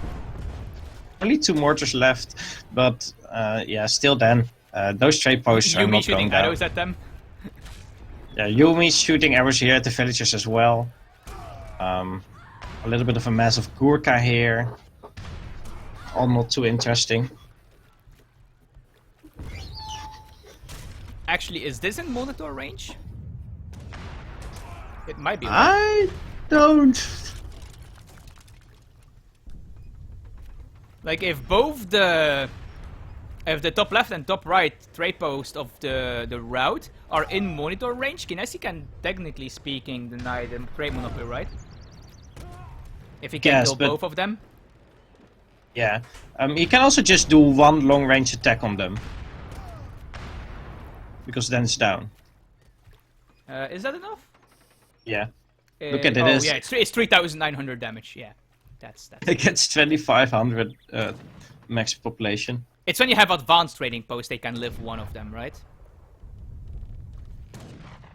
No, wait. You need 2 upgrades.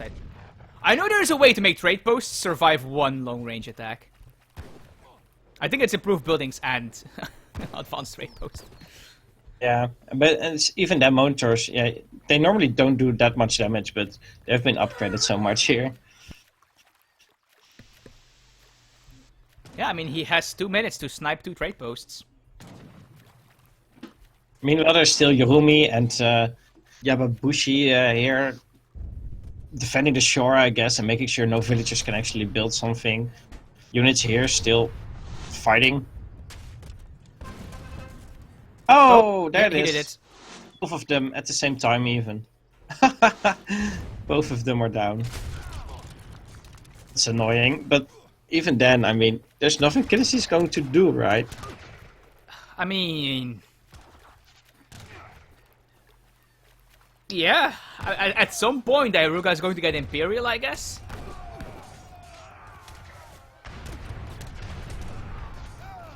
Oh, counter attack has been shipped, but you know, there's a bunch of Ashigarus there with close combat. Really good trade by Kinesi, but still not going to help him at all. But well, there's a man, some Dairuga. Maybe he can pull off a miracle. Has 35 hit points. Maybe if Dairuga deletes all his units. I don't think that would be enough.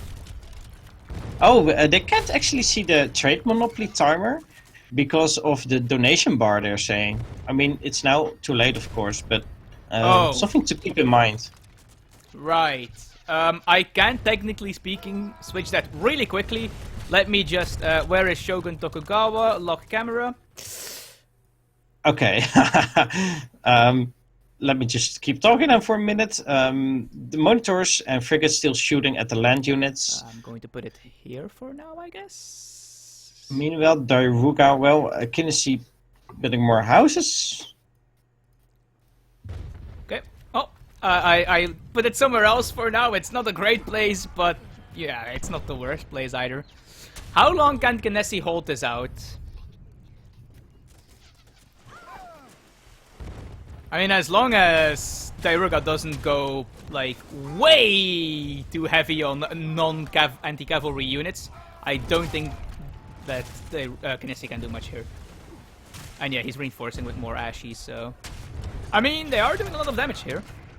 More Sours are popping out, but the army doesn't really consist out of just Yumi anymore. There are a lot of Ashikaras here, so those Sours are not too effective. With close combat even. Does Iruka have the Dutch consulate yet? No. I think he should probably switch to the Dutch consulate at some point, just to grab the upgrades. Okay. There it is, GG. Kinesi giving up finally, almost after 40 minutes again. Nice. So Japan wins 3-1, I guess.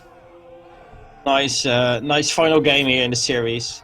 3-1 for Japan. And of course, this doesn't decide that the matchup is better for Kinesi.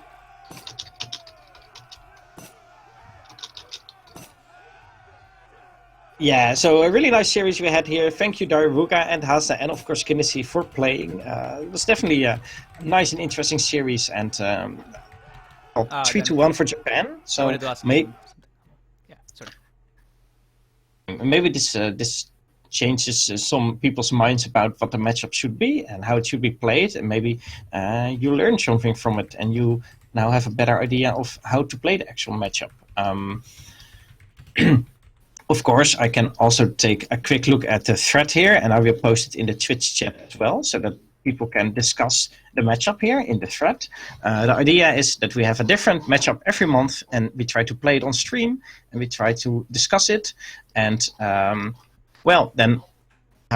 we try to get a little bit more insight in how the matchup should be played. So if you're interested in working it out with us and discussing it, go to the forums and go to the strategy board, and there's a thread about this matchup there. There's also a poll up. Can vote for what the next matchup should be. So definitely check that one out. Yeah, I guess that's it for us today. Thanks everyone for joining us. Let me think what else we have to say here. We recently announced some new team members who have been added to the staff. That is very exciting. Soon we will have more announcements for what tournaments we're going to host in the next months. So also make sure you keep checking out our forums. We are recently became Twitch partner, which is interesting, and you can now sub to us. We have a contest going on for our emotes that we will have on our channel. So if you are good at designing stuff, then you can also help out with that. So yeah, lots of interesting stuff coming up. The Age of Empires 3 community definitely not dead yet, and that's why I want to thank you all for watching with us today. I think that's it. Chrissy, do you have anything more to add? No, not really.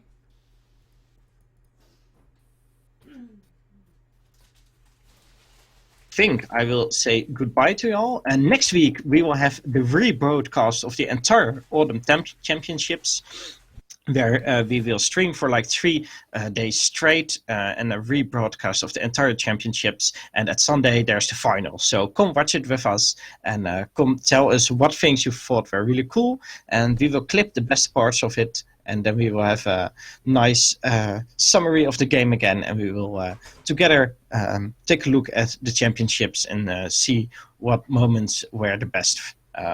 So yeah, back next week. Thank you for watching us, I guess. Oh, and thanks for the donation. Oh wait, no, it's a subscription. A subscription.